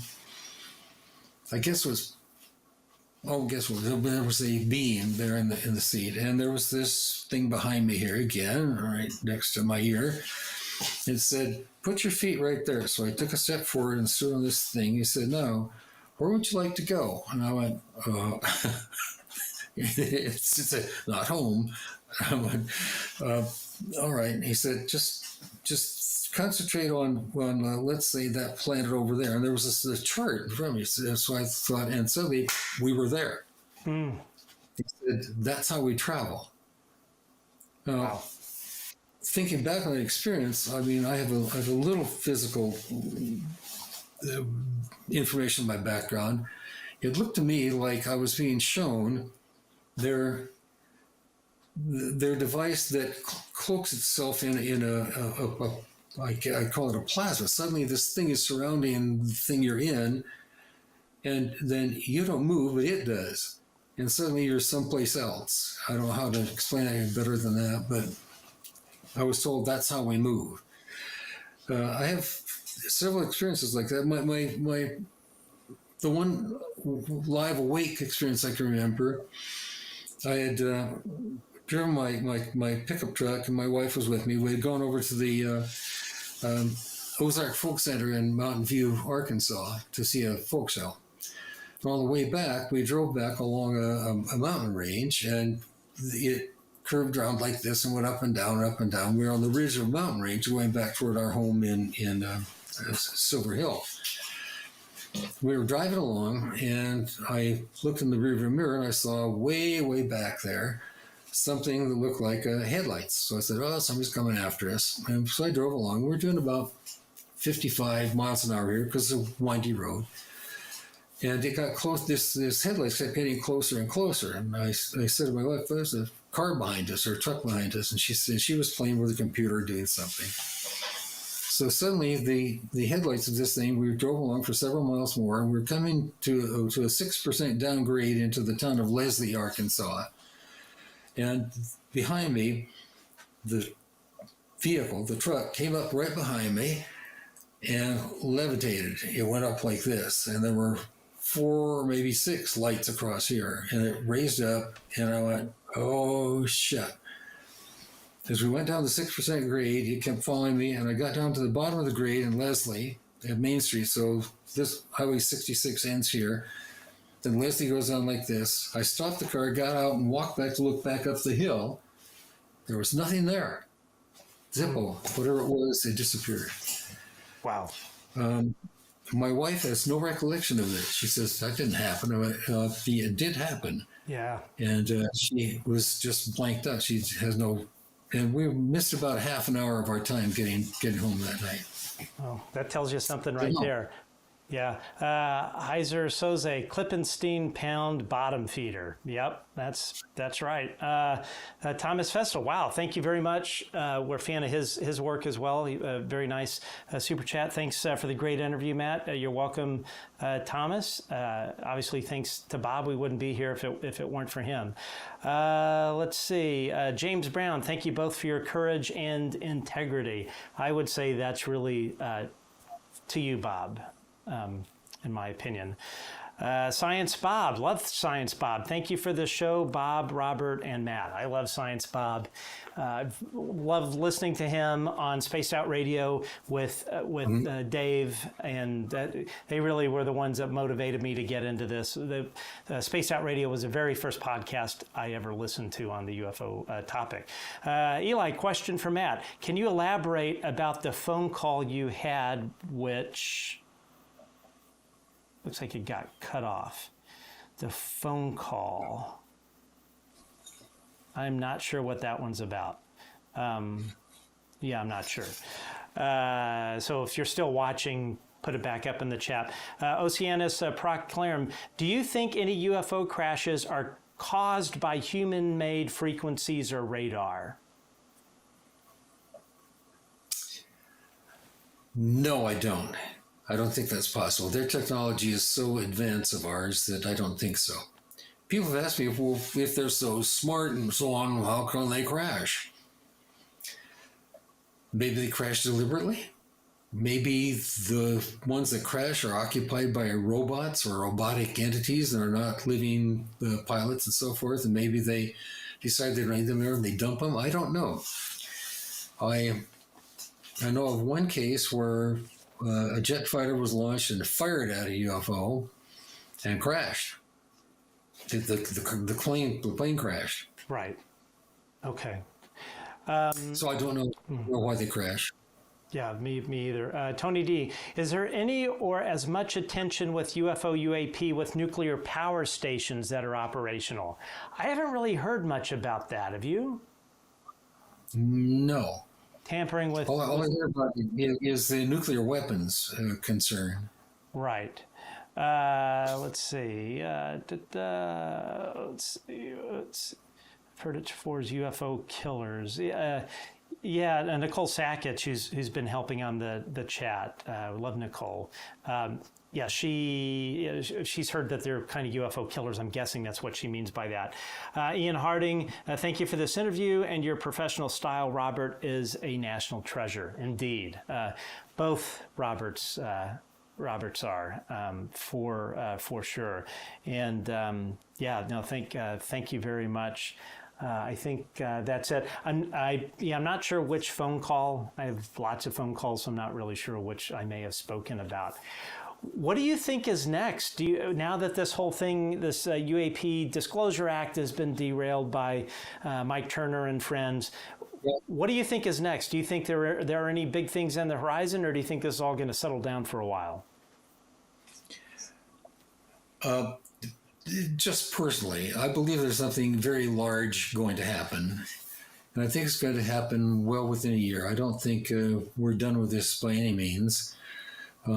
I'm hoping that I don't want to talk Republican or Democrat because I'm an independent. I'm not a Republican or a Democrat. I don't care about either one of those. You put a Republican and a Democrat in a bag, shake them up, they both come looking the same. But I hope that we can change our government. I hope we can get another administration in there. And certainly I'm not in favor of Donald Trump particularly. I think we need to get a change in Washington at the highest levels so we can get away from this craziness of discontinuing petroleum power. We need petroleum right now. It makes our plastics, it makes our records, it makes our microphones, it makes our TV sets. It's not just what we power our cars by. And I think this cabal that's saying, well, let's do away with petroleum because electricity will handle it. Oh, no, it won't. Think about the electrical grid. Think about having, let's say we have 200 million cars. They're all electric and they're all being recharged. We can't keep up with the air conditioning in Los Angeles, California right now. That's because right. the grid. I can vouch for guys. that. Certainly, we all we're going to run out of fossil fuel in 100 or 200 years, but let's go at it slowly, huh? Let's make sure that we got the new stuff up and running before we cancel the petroleum. Let's make sense out of this. Come on. Yeah, I think what is going to happen. Yeah, I totally agree with that. Yeah, I'm hoping some big things happen.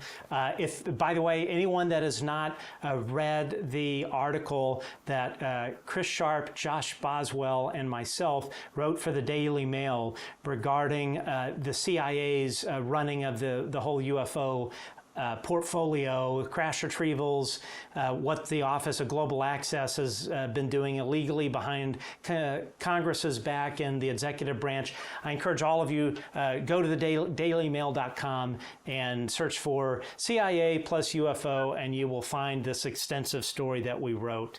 And yeah, so I have to, again, thank you so much. And your book, Told by an Idiot, I could definitely be that idiot. This is actually a very good question. Soze just put up. Does Bob intend to try and work with the Soul Foundation? Gary Nolan and David Grusch's Soul Foundation. If you were invited to be a part of that, is that something that would interest you?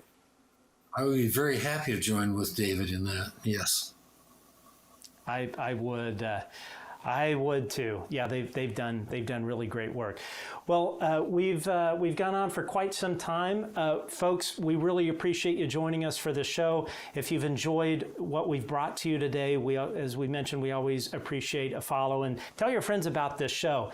As I mentioned earlier, I had not, it's always a little rough around the edges technically on the Good Trouble Show. I did not, I forgot to manually correct the transcript from that Robert Hastings video. So after this show is over, I'm actually going to pull it down, download it, fix the transcription, and then upload it as a standalone video, because what Robert has to say is far too important to have some butchered captions out there that I screwed up. So anyway, that's what's going to happen. But we appreciate everyone hanging out and joining us for this. I'm going to be off for the holidays for a while.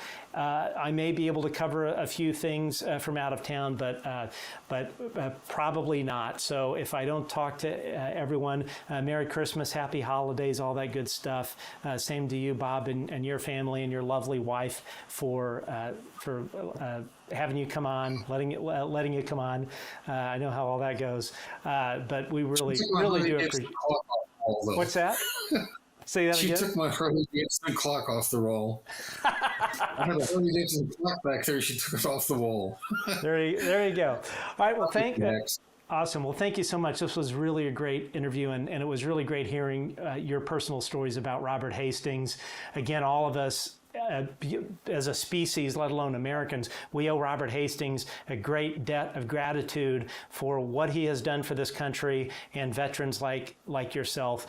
This is why we're able to do what you guys have sacrificed, are the reasons we're able to do this and talk freely about our government. So anyway, happy holidays, everyone, and we will see you soon.